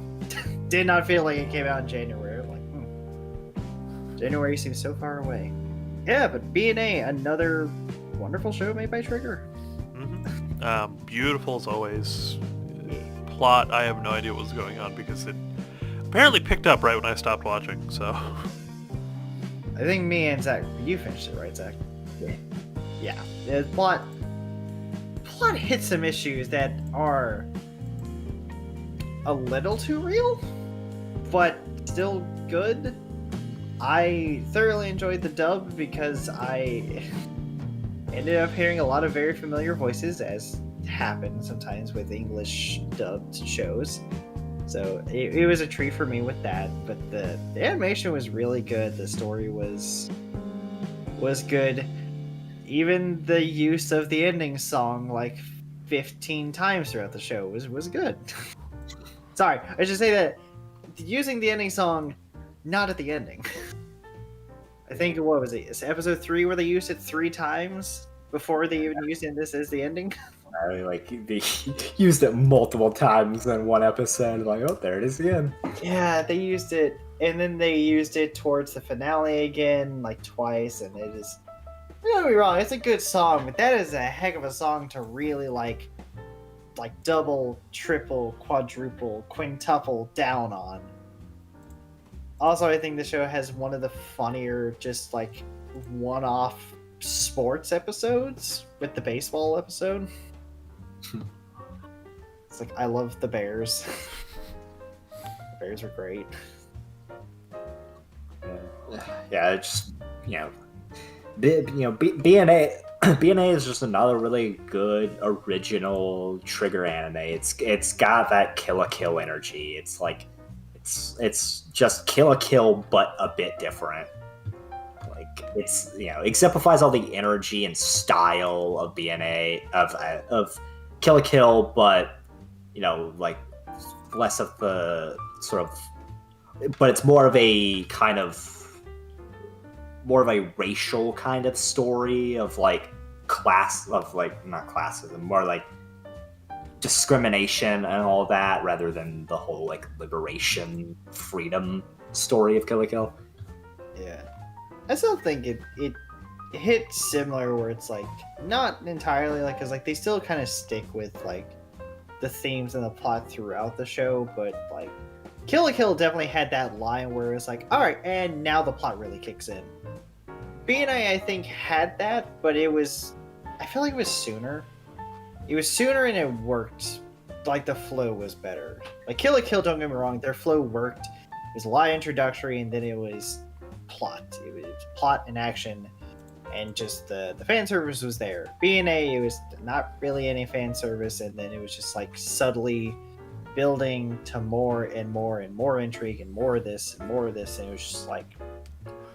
and then it just went. It went and it kept going. Yeah, I gotta say that one thing BNA like actually has over Kill la Kill is that the fact that it's shorter. My problem with Kill la Kill is that it's too long. It's got like it just wants to have essentially like two different plots in one thing, and it should have been so much shorter. But BNA like doesn't have that problem by being a lot shorter, and like it doesn't really feel even like there's good filler episodes like the baseball episode that don't really feel like they take up the short amount of episodes that it has. It does it does with its length exactly what it should. Yeah. All right. Well, recommendations for that year, or for that season, I should say. Mine would probably have to be Tower of God. Great Pretender. My life is villainous. All right. No. I'm torn. I have two. It's Opera and Tinderaya. I can't choose between them. They're both so good.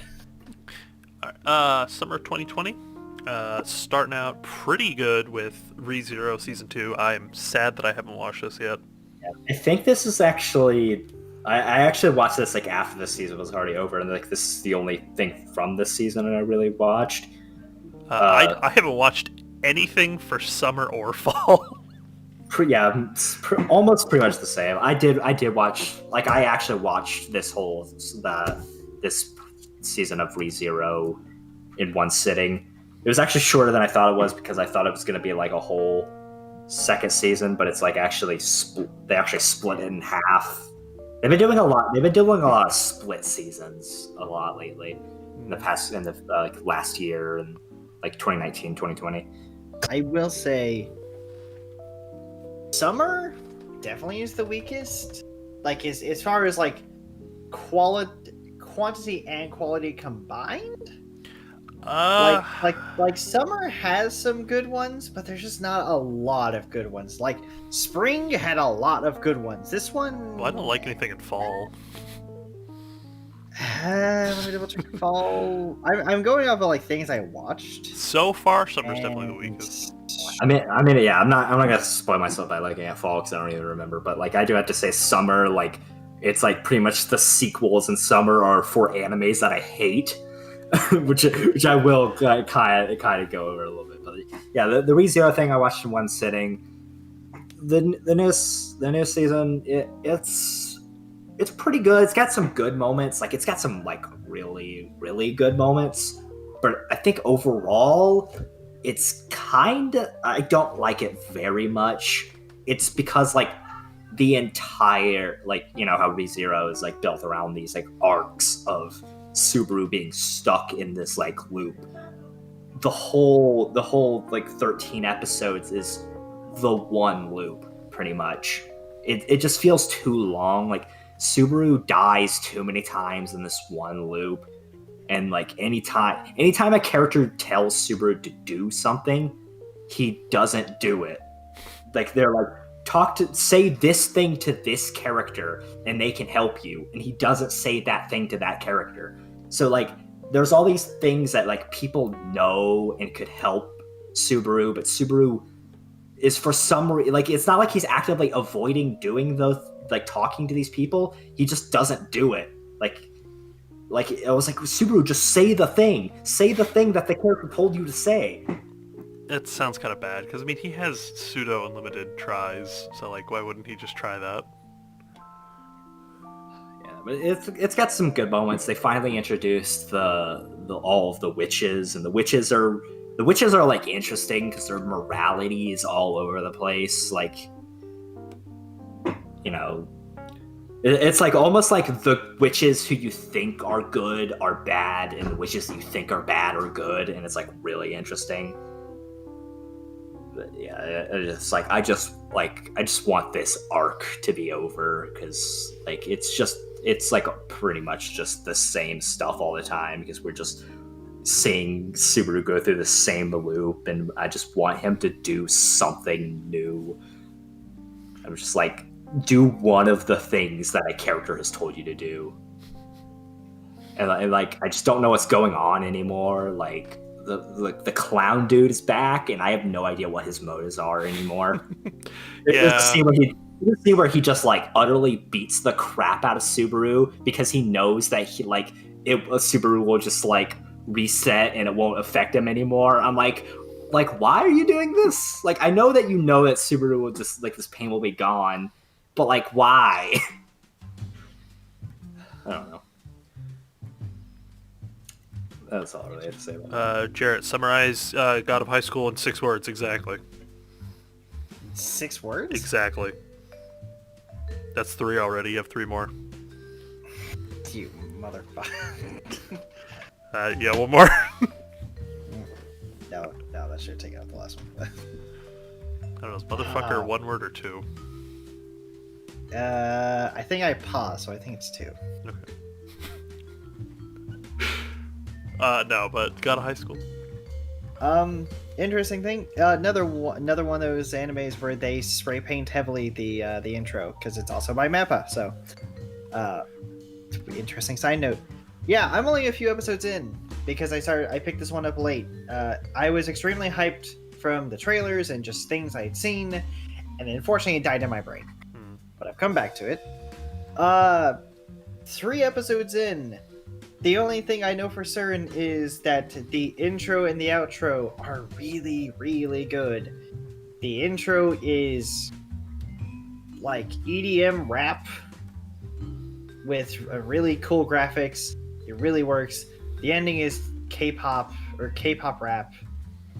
It's really good. It's interesting because it's actually Korean, which I thought when I first watched it, I wasn't going to notice it.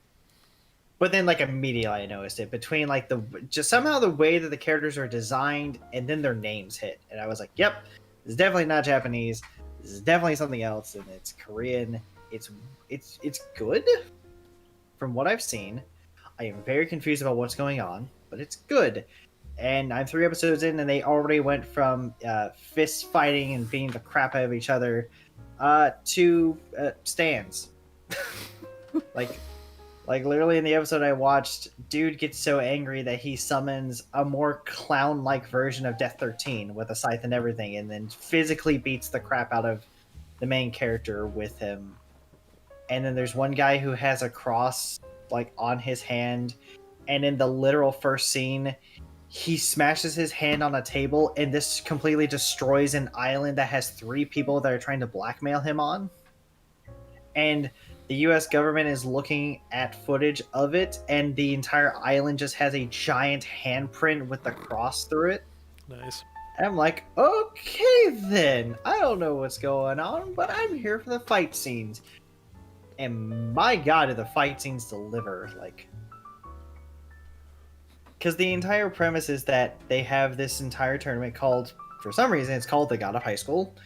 There are people who are clearly not in high school in this competition. Mm-hmm. But this goes around the world, and whoever wins it gets one wish granted. Simple. They don't explain how this happens. Everyone just kind of goes along with it. But The plot of Tekken. I don't know. I forget most of the plots of Tekken. I just love King. But they have every fighter with some kind of interesting specialty technique. Like, 2 of the main characters, I don't know what their style is, but like one of them works at a grocery store. The other just is a dude who wears a sleep mask and has weird colored eyes. There's a third character her entire thing is she uses a wooden sword because she wants to carry on her family's legacy of their sword training at their dojo, which is nice.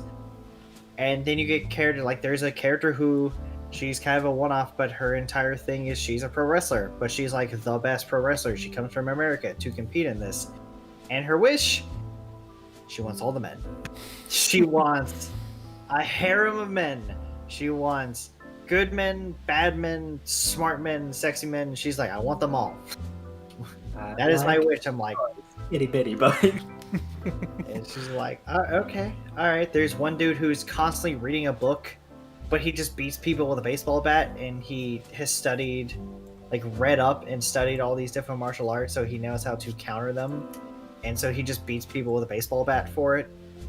there's one of the semi-villains who comes in who he has both of his arms tied up and he only kicks people, and then the one dude he fights who like he starts to take his arm restraints off of, just he gets faster and crazier.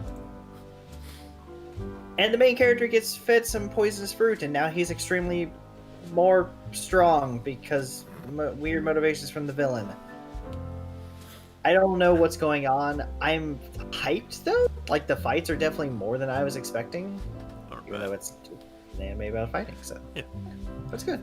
Watch the intro and ending music. So good. Yeah, I'm gonna skim through a lot of this stuff, and I'm just gonna say that, like, when I said that this season was like the season of just sequels of things I don't like, Love Comedy Snafu, Fire Force, and Sword Art Online, all animes I absolutely hate, have sequels. I didn't hate Fire Force that much. Fire Force just disappointed me. Yeah.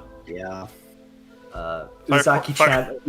Yeah. You are? I was just saying, Fire Force like had the potential to be so good, and it just. Yeah, I was so like, I watched the first episode of Fire Force, was so hopeful, got halfway through it, and I'm just like, I like did a disappointed dad head shake and just walked away, never to return. It's like, yeah, it was just disappointing. Uzaki-chan being the meme anime of this season. Yeah. Like I always say, every anime season needs the meme anime. That's Uzaki-chan. This I'm almost disappointed we didn't talk about, like, we never did. Like, I stopped watching anime, we didn't do a seasonal special, because this was, like, a very sexual season. There were a lot of, like, the Monster Girl Doctor, Peter Grill, and the Dokyu Hentai HX Eros, all really sexual anime. Well, I don't know about Monster Girl Doctor. No, Monster Girl Doctor is.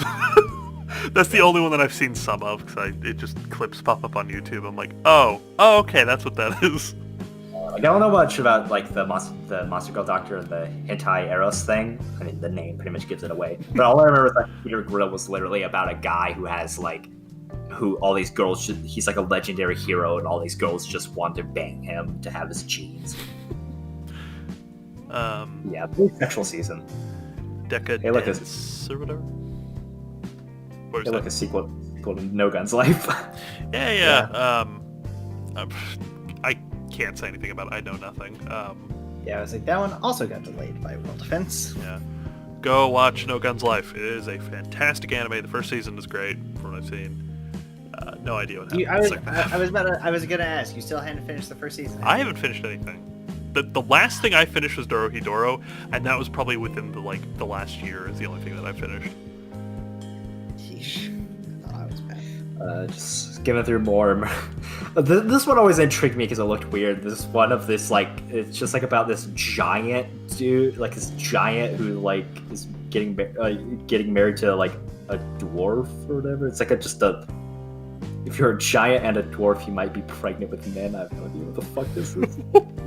It just like intrigues me because like the cover is like just this giant dude holding like a normal size, like half naked dude. It was like I'm so curious what that actually is about. Ninja collection. Okay. Yeah, just skim through this one. This is the Okami-san thing. I watched this. This shit's straight up hentai. Like, it's not even like, I don't know why it's like not even categorized as hentai in some places, but it is hentai. Like, I saw it. You're like, oh, maybe this is. Oh no. And then okay, yeah, I just want to talk about some of the onas. I'm gonna skip a few and then go back. I think they finally came out with the final episode of that really good anime I liked last year, of like the one where the dude is like, where like every time a girl has to say something to the guy, they sit on the bench. I think that finally got its last episode in this season. Yeah, that bench. Okay. Yeah, because they made they kind of like ended on a cliffhanger, and then like the final episode's gonna be an OVA. And I think that finally came out this season, and then second season, fourth season, god dang, of that one like Chinese anime I really like. But third season of Aggressive Retsuko, really, really good. like, yeah, this one's really good, and I have to say, I watch Aggressive Retsuko dubbed, but I don't know if people's like dub or sub preferences like outside of this group, but I just say really good dub because Pro ZD plays a prominent character in the third season, and he does a really really good job. Nice. I'm glad seeing him in roles. And if you love Pro ZD, just remember on my anime list you can select favorite characters and people. And Pro ZD has his own profile, Nice. so give him a favorite on my anime list. Dragon's Dogma on the Netflix anime. Apparently, it's really fucking good. Dragon's Dogma as a game is pretty alright, but the anime I heard it follows a different storyline, but apparently it's really good. Also, I just want to say about it. Aggressive Retsuko, really, really good. New season was good because it focused around idols, and it was like really good. They even have a really good original song for it called "Aggressive Girl," which is a good like takeaway from this season. Though this season actually did make me realize a problem I have with the Agretsuko, and that's every season of Agretsuko really just always ends with this like resetting back to the status quo. So the second season was her quitting her job so she could date, and then she actually is really happy in the relationship, but she dumps the guy so she can work her job again and reset the status quo. And in this, she starts to be really happy doing this idol thing, but she ends up resetting back to the status quo. I was like, actually, like, just have her be happy. Like, anytime she's happy with anything, she stops doing it to reset to the status quo, and that bothers me about this show as much as I love it. All right. Is that all for the ONAs? Yeah. All right, moving on. Recommendations for this season, if you have any. I don't know, Aggressive Retsuko, I guess. I didn't watch anything. No Gunplay season 2. God of High School? You can say that. You actually watched it. I've only 3 episodes in. I'm still very confused, but yeah, I'd say the intro. Yeah. All right. They got a High School. Fall 2020. Fall. I saw nothing of this. I know none of these aside from one thing on here, and it's the very last thing we're going to be talking about. I have technically 2. I have a technicality on 2. Nope, 3. There's 3. Zach, why don't you start us off with whatever the hell you know about?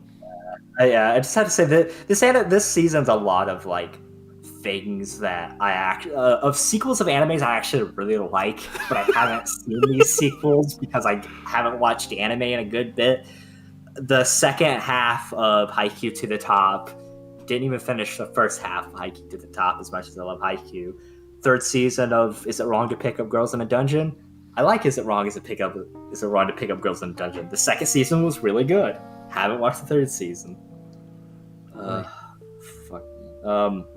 Oh yeah, they rebooted Higurashi When They Cry. If no one knows, like, if anybody's listening to this who has no idea what Higurashi When They Cry is, watch it. If you like horror anime, it is quite possibly the most classic horror anime of all time, and they rebooted it in modern day. Don't know how it compares. You'll have to take that with a grain of salt because I haven't watched either. If we're going in order, then I have seen the first episode for Talentless Nana, and going into it, thought it was just going to be a My Hero clone. But all I can say, because I do want one of you two to either watch it, so I won't spoil it too much. First episode starts off fairly normal of, hey, there's a world filled with these terrible, awful things of enemies of humanity. We have put together an island full of teenagers that have gifts or supernatural abilities called, talents, because first is obviously taken. such things are like time travel and pyrokinesis. You can play in the And so Himalayas for hours with that power. yeah, and uh, so it's an entire line of that, and then the first episode takes an immediate left turn right at the end, and I got very intrigued, and then I found other things to watch, and I want to go back, and I need to go back because I did genuinely find interest in the first episode. It was just when I watched it, that's all that was out, and by the time another week rolled around, I was like, I had already like gone on to other things, but now I'm curious where it's going. So. I like how you keep saying you don't want to spoil it because you actually kind of wanted me to watch it, but you already did at some point. You already did tell me what happens at the end of the first in that episode. When did I tell you this? Damn, you passed me. Like it was like a while ago. Like it had to have been like a month or two ago. Damn, you passed me. Why don't you foil future use plans every time? Yeah, I just skimmed through all these because I'm like positive none of us have seen these. 'Cause, like we slowed down so much throughout the years. Yeah. I haven't seen it, but I have heard that I don't know what you call it. I guess it's technically a sequel to Inuyasha, where it's about their kids. I actually heard that that's good. I was going to mention that. Yeah, they did bring back Inuyasha, and I'm honestly like I don't like. I don't really care about Inuyasha, but I love the what is it, the whoever creator. Yeah, I love the writer. I forget her name, but I love her. She's such a great writer. Like she is quite possibly the most influential writer that no one recognizes, and like that's sad. I was like yeah, people like Inuyasha and stuff, but like Ranma Half and that one anime and that one series with like the alien girl, those are like the most influential animes of all time, and people like forget that, and people forget that that the person who made Inuyasha made those. Also, she made Rene, and I love Rene. I have this cool 3D like picture of Rene that I found at a weeaboo store, and I'm glad that I found it. Jared, do you ever watch any of the sports climbing girls? Do I really need to answer that one? Yes, because I don't know if you've watched it or not. Why do I feel more shame for this one and not the other one? That's all that I've watched. Yeah, I have watched a couple episodes on someone's recommendation. Not going to name names. Anthony. I think it was Tyler. Was it? I don't remember seeing this anime at any point. My apologies if it wasn't you. I felt like you said something about it. Yeah, another one I only got a few episodes into, despite my preferences. It has an interesting concept. It's kind of a normal sports anime of someone who's never done the sport before. They're kind of a natural at it. I do like how the character though approaches it, because it's an entire show about rock climbing and the sport of rock climbing. So it's all the man-made ones, and there's a club and a school sport for it. But the main character, she tackles everything as a video game or a puzzle in a video game, because prior to this, she was a like champion gamer, for like Gamer. But she got out of that profession because it was giving her like mental burnout and just kind of not healthy for her. So she saw like two people, like the two other members doing it, and then the third convinced her to do it. And there's a whole like rivalry between her and one of the other girls. And it's okay. It's another sports anime that's kind of average ground with an interesting niche sport. Yeah. Other than that, it's not bad. It's not fantastic. It's not bad. So some like other things I just kind of like, because we don't have a lot to talk about in this season since we really didn't watch anything. Some other things of note I just want to mention is that there's an anime. There's a couple called one called By the Grace of the Gods, and another called Kuma Kuma Bear, which are, I know for sure Kuma Bear is, almost positive that by the grace of God is also of just like Doesn't that just mean bear, bear, bear, bear? yes. Well, one of those bears were English, I guess. But both I know for sure one is, but I'm pretty sure both are of just like being the type of isekai I hate. If we did an isekai isekai corner, I forgot how to say it because it's been so long. I would definitely have included those because those are both those both look like the bad generic isekais I hate of overpowered characters. One that interested me that I that I thought actually looked cool was Ikebukuro Westgate Park, which just seems to be about like gangs that like are in a abandoned amusement park, and like that sounds really cool.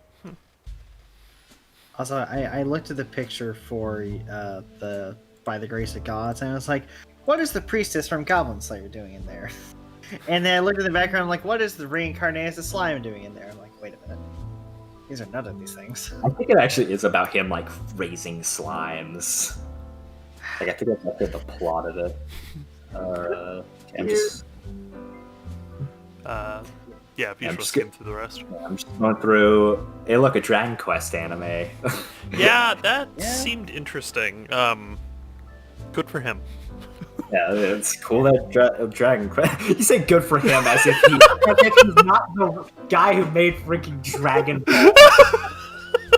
I'm glad he finally got an anime out there. In my brain, I thought Anthony was just like good. It was like good for him for the main character. I'm like, good for the guy who made the one of the most popular animes of all time. Well, I know he makes the art. I'm not sure if he actually does the story and stuff. I don't really know much about Dragon Quest. Dragon Quest looks interesting. I might play Dragon Quest game one day. Games aren't that bad. It's a very standard RPG game. It is quite. I mean, it is like the RPG. Aside from like Final Fantasy, yeah, that's like the definitive. Like, there's a reason why everybody references slimes and all that all the time. Because slime, like Dragon Quest popularized the slime. Another Love Live anime, that's neat. There's an anime called, well, for the English, it's called Gymnastic Samurai. And the only thing of note I have here, like, art looks good, but the setting is 2002. Something about that. That's like, weird. Like something about that tickles me, but also makes me feel old at the same time. Yeah, that cover looks really good. That might be actually that almost interests me. I'm not sure if I would ever watch it. Yo, but shout out to the anime named Hypnosis Mike Division Rap Battle Rhyme Anima. Hell yeah, dude! Look at that cover. I know. That cover. It's wow. sick. Yeah. I have to say, this is what I said earlier, that I'm ashamed that I haven't watched yet, and that's the newest season of Is the Order a Rabbit, because going way back to one of the episodes of this podcast, I said that Is the Order a Rabbit is hands down my favorite slice of life anime ever, and I still haven't watched the new season. I haven't watched the movie yet either. I know there was a movie. There's a weird roadblock, just with us in general. It's I don't think we burned ourselves out, because I don't think that's possible for Zach, especially. No, I'm definitely not burned out. For me, life just happened. Yeah. It was, It's weird. I moved, and then work just really quickened the pace on things, and I have like no life at the moment. Yeah. I have no life to sit around and watch anime, which that hurts me. If I have to like describe my anime watching in a weird simile or metaphor, I have to say it's like me watching anime is almost like a me riding like a surfboard, where I have to I have to watch like I watch like 6 anime a week, like 6 episodes of like 6 different animes a week as they're airing, and it's like shaky to keep that up. But then if I like fall behind on episodes, those episodes will start to build up, like the wave has overtaken me, and like I was like, and if I don't like quickly get back into it, it'll become so much that I just can't recover. And I feel like that's just pretty much what happened. It was just like so, like I just didn't feel like watching anime one week, and then it just started to compound into months and months, and I'm just like, Yeah. it's hard for me to even want to do it again. It's a very appropriate metaphor. Unfortunately, I felt like I didn't even have that solid of a base. I started off the board in the water with the wave over top of me. Yeah, you saw a wave, like, nah, I'm just gonna bet. I want to go home. You know what? I'm gonna go underneath the wave. I'm gonna dive deeper so that there's more wave over top of me. Now, you know, like in the Apocalypse movie when like the meteor hits the ocean and it sucks all the water in. Like, you know, it like drains the ocean and then it just comes back as a giant wave. That's Who are you Jarrett's in anime that? watching. I was gonna say, is this your metaphor? And if so, who are you in this metaphor? It's like, are you the meteor? You're just gonna have a wave of nothing, and then it's everything at once. I mean, yeah, 2021. I am fucked. Because I got Bleach coming back. I got like, At least you have motivations for this one. that's true. Speaking of Bleach, do we have anything else that we need to talk about this season? Yeah, just want to go through more. We have to talk about the Dogeisa one. Yeah, that The what? I literally watched all of that in like a day, and then realized I hadn't watched the last 2 episodes and just watched them before the podcast started. It's just like a really short, short. Like even the manga like has really short chapters, but it's like short episodes of just like a guy who just like is bowing to girls, begging them to show like either their boobs or their like underwear or whatever. It's really weird, and There's an inner monologue, or is that just another dude? I think it's like I think it's like a narrator, but yeah, he's also there, and he just talks about how like shameful this is, and then like surprised when the girls actually start doing it. It's like, no, wait, what are you doing? Why?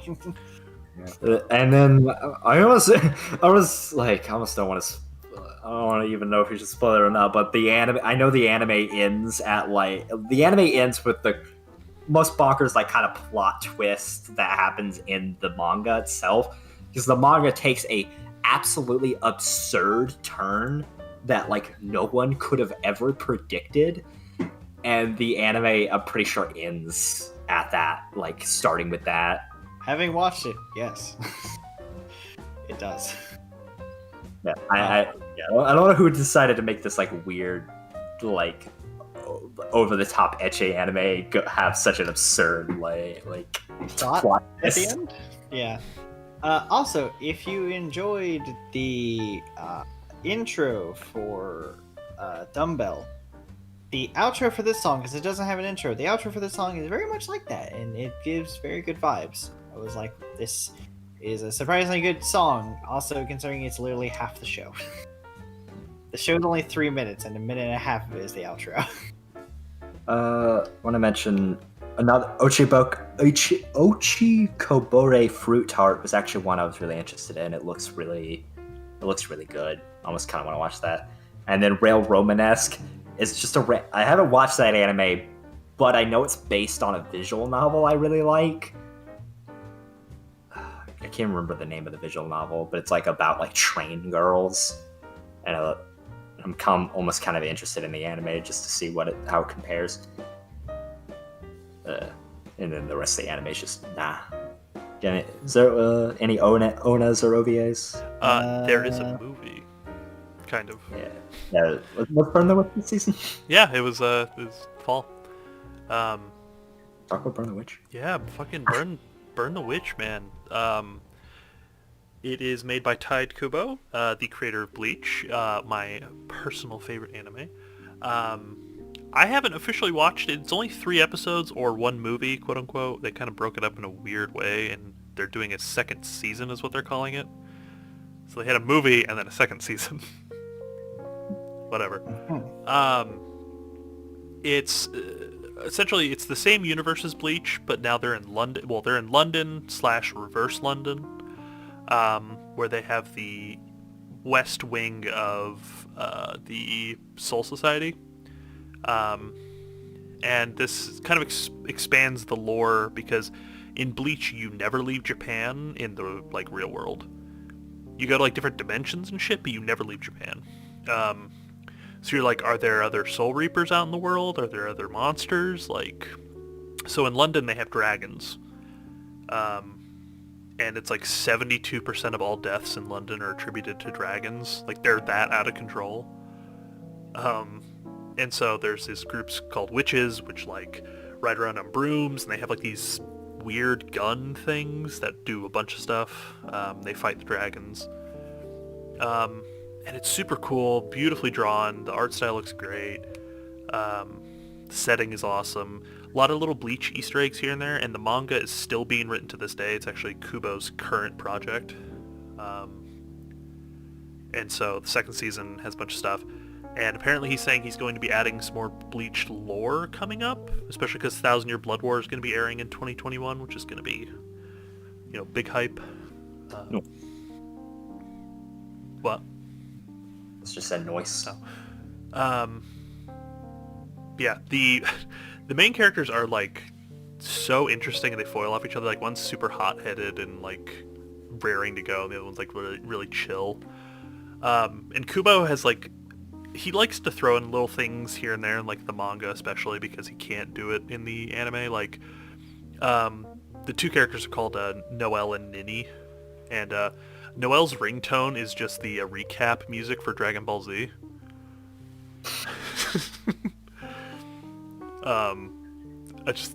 Something funny.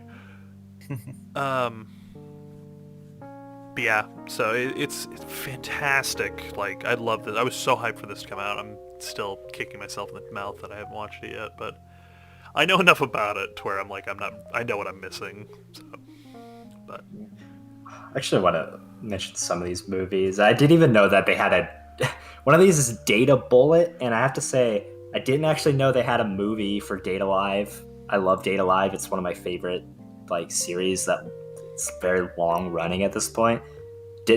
Apparently this is like the second movie. I didn't even know they had a movie, much less now a second one. So I gotta. Part of the Date A Bullet films.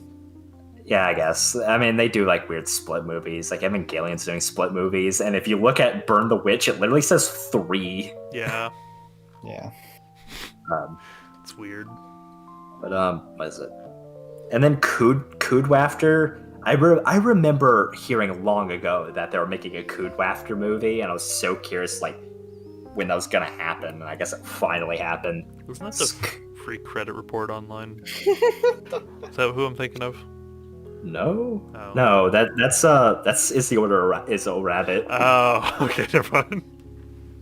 Coodwafter is a spin-off. I think it's a spin-off visual novel of Little Busters, featuring one of the characters from Little Busters. I didn't really like that character, so I'm not sure how good Coodwafter would even be. Like, she was kind of a boring character and quite possibly her arc was like the start of the things that bothered me in Little Busters, when the main character teleported a rock to her. As you do. Yeah. All right. Okay. The last thing is, I don't know if you're like editing this by like putting up like pictures or whatever, but you have to end this episode with you putting up this picture of Dr. Stone holding a Snickers bar. I wanted to talk about that. Yeah. That commercial was so weird. I haven't seen this commercial. This is my first time seeing this picture. Have you not?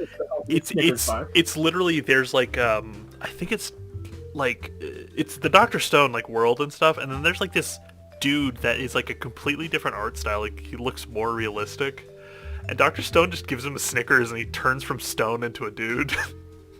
And then like they say in really broken English, it's like, "You're not you when you're hungry." It was so jarring. Oh, I loved it. Is that everything? At least from Yeah. Alright. Well, we gotta pack up soon and get out of the fucking Shadow Realm, but yeah, 2021 is going to be very interesting, to say the least. We got a lot of stuff going on. More of My Hero, more of the usual, like My Hero, Dr. second Stone, season of Beastars, Beastars, yeah. Cells at Both- Work stuff. and Cells at Work Black. Yeah, 2 Cells at Work animes. Actually, I think both of those first episodes have already aired. Yeah. Yeah, I'm like, I almost don't want to like miss this winter 2021 because like there's some banger sequels Oh yeah, in no. winter We 2021. are definitely going to be coming out with a special for 20. We are going to continue on with the specials for 2021. We took like a 2-month or well, technically 6 months, but 2 special break. Gonna get back into it. Finish up everything that we need to finish up because, by God, we need to get back on schedule. Agreed. Yeah. Feel that this episode as our replacement for the 2 Cecil specials that we missed. We talked about them and what we thought about them as much as we could. Yeah, we couldn't go super in depth. There was a lot of regret this season, and I hope to fix that in the next upcoming ones by either watching a fuck ton of anime or like making up the ones that I've missed. I'm definitely going to be watching some of the ones that I wasn't able to, but So, yeah, definitely stay. Like I really want us to be able to do winter 2021 season because like I don't want to miss this season. Yeah, me neither. it is. Seemed very good. Thank you for joining us. You can find links to everything in the link dump along with our Twitters and other social medias if you feel like following us. As always, we post twice a month and we'll occasionally have a special episode. Special episode coming up soon, boys! Yeah. So be sure to stick around. Tune in next time. You will see us talk about, I think it's husbandos and waifus. I think. Let me triple check. Yep, waifus and husbandos for February. Oh no. Have loving discussions about who we idolize and Too many decisions. yeah. I also kind of want to talk about the wife and husbando culture as well. I can do my favorite thing and explain the origins of the word waifu. That was something. It's gonna be fun. So definitely check us out next time. Is that 2021. gonna have a special thing? What? No, that's the next one. The next one, okay. More on that. Yeah. Oh no, that one is going to have a special thing. My bad.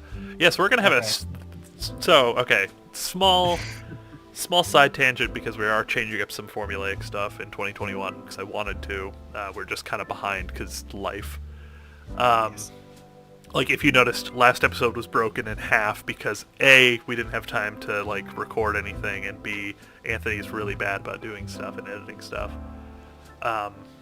It was absurdly long and Yeah, so I was like, I felt justified cutting it in half, but I also didn't like. The second half didn't have any pictures pop up. It was just literally it wasn't great, but we were moving, so I have excuses. Following up with that though, we are going to be doing special episodes. We are going to be doing more like gameplay stuff, more podcast focused stuff that isn't a podcast, which I'm looking forward to.